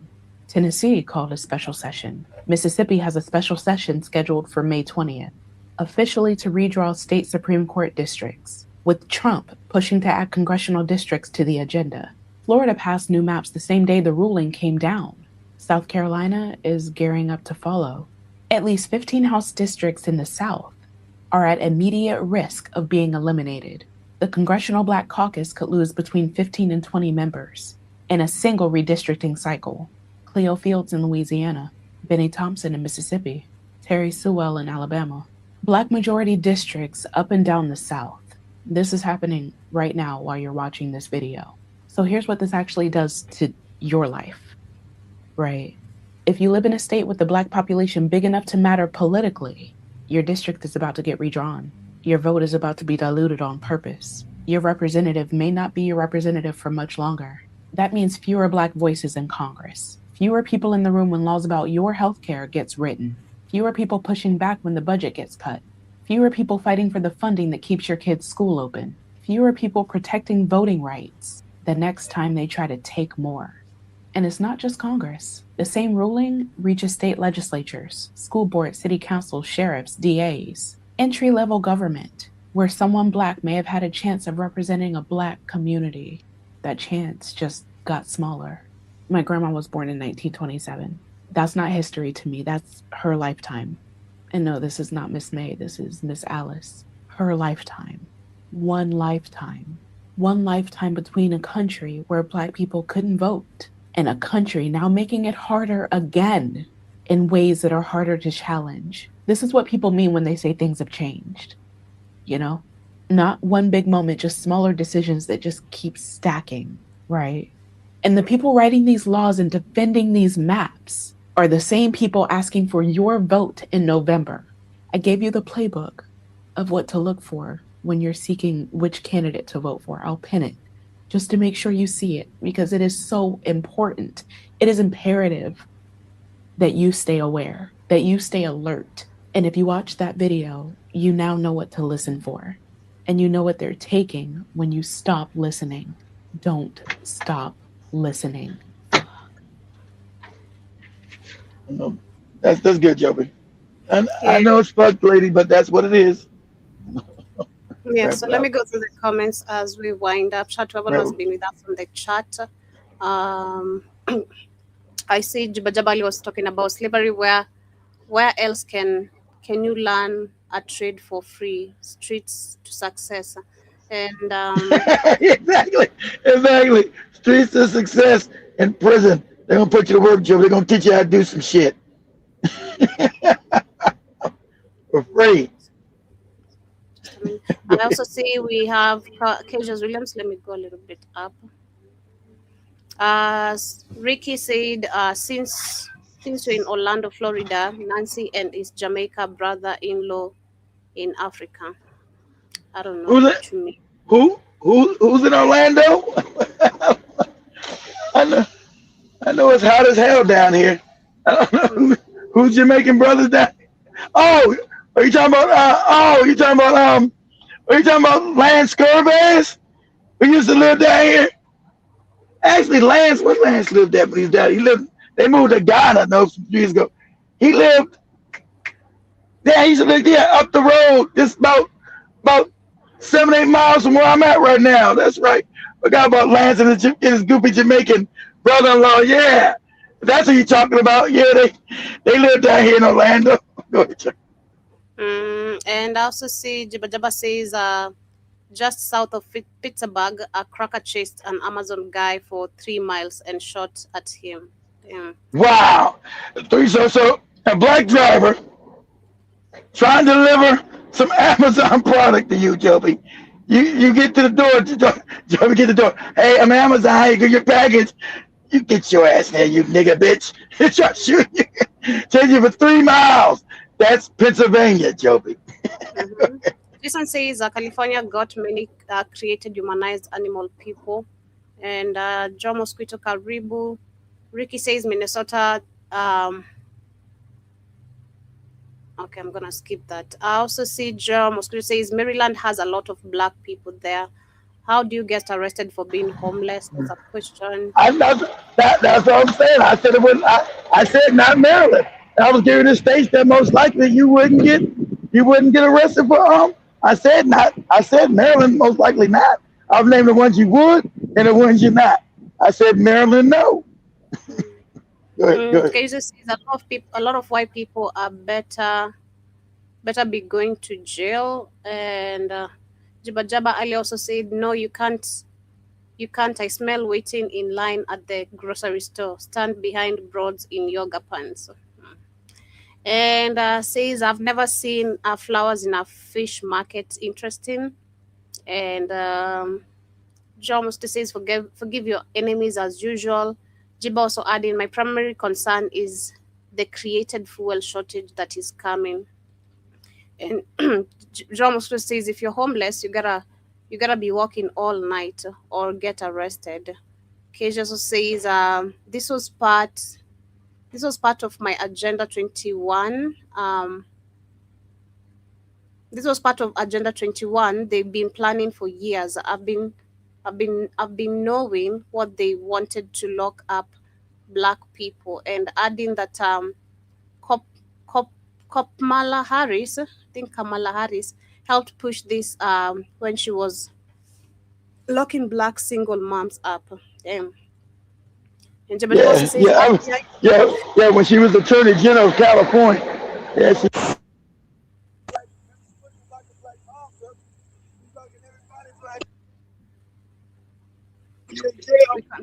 Pass the time to get out there. Kamala Harris has you fighting fires and shit in California. Slave labor. She ain't out there fighting fires and shit. Go ahead, Joe. But just says up here, you'll get ticked for pulling scrap out of the weekly trash that's left on the curb. And Jomusto says it's important they subdue and control Black American because they influence all Black people around the world. Keisha also says white supremacy and Zionists want to be the ruling minority class. It's not going to work. Everything they'll do will fail. We aren't our ancestors. True. Says, I want to see if they start locking up homeless white people. They better not come talking bullshit to you. And John also says the lady. Okay.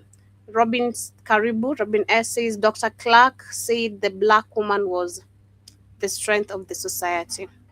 Yeah, and I think basically those are all the comments, and so we wrap it up with today's conversation. We're gonna say have yourselves a beautiful, beautiful weekend, and see you guys on Monday, same time, same place. Maybe Keith has closing remarks. Oh yeah, I was saying exactly about 10 speed. I said Southern Illinois 10 speed away. All Illinois outside Chicago.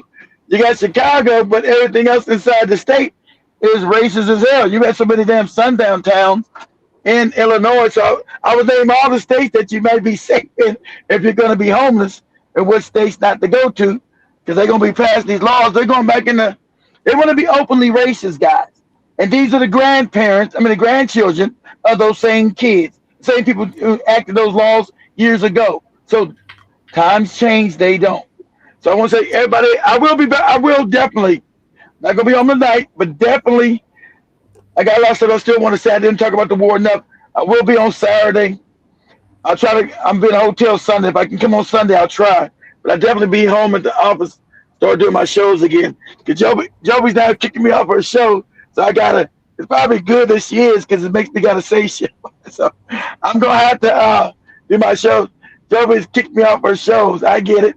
So since I got so much shit to say, I'm going to start saying my stuff on the weekends, guys. Yeah. So much love. Yeah, so much love. We'll see you guys on Monday. Same time, same place, and be safe. Peace, and we're out.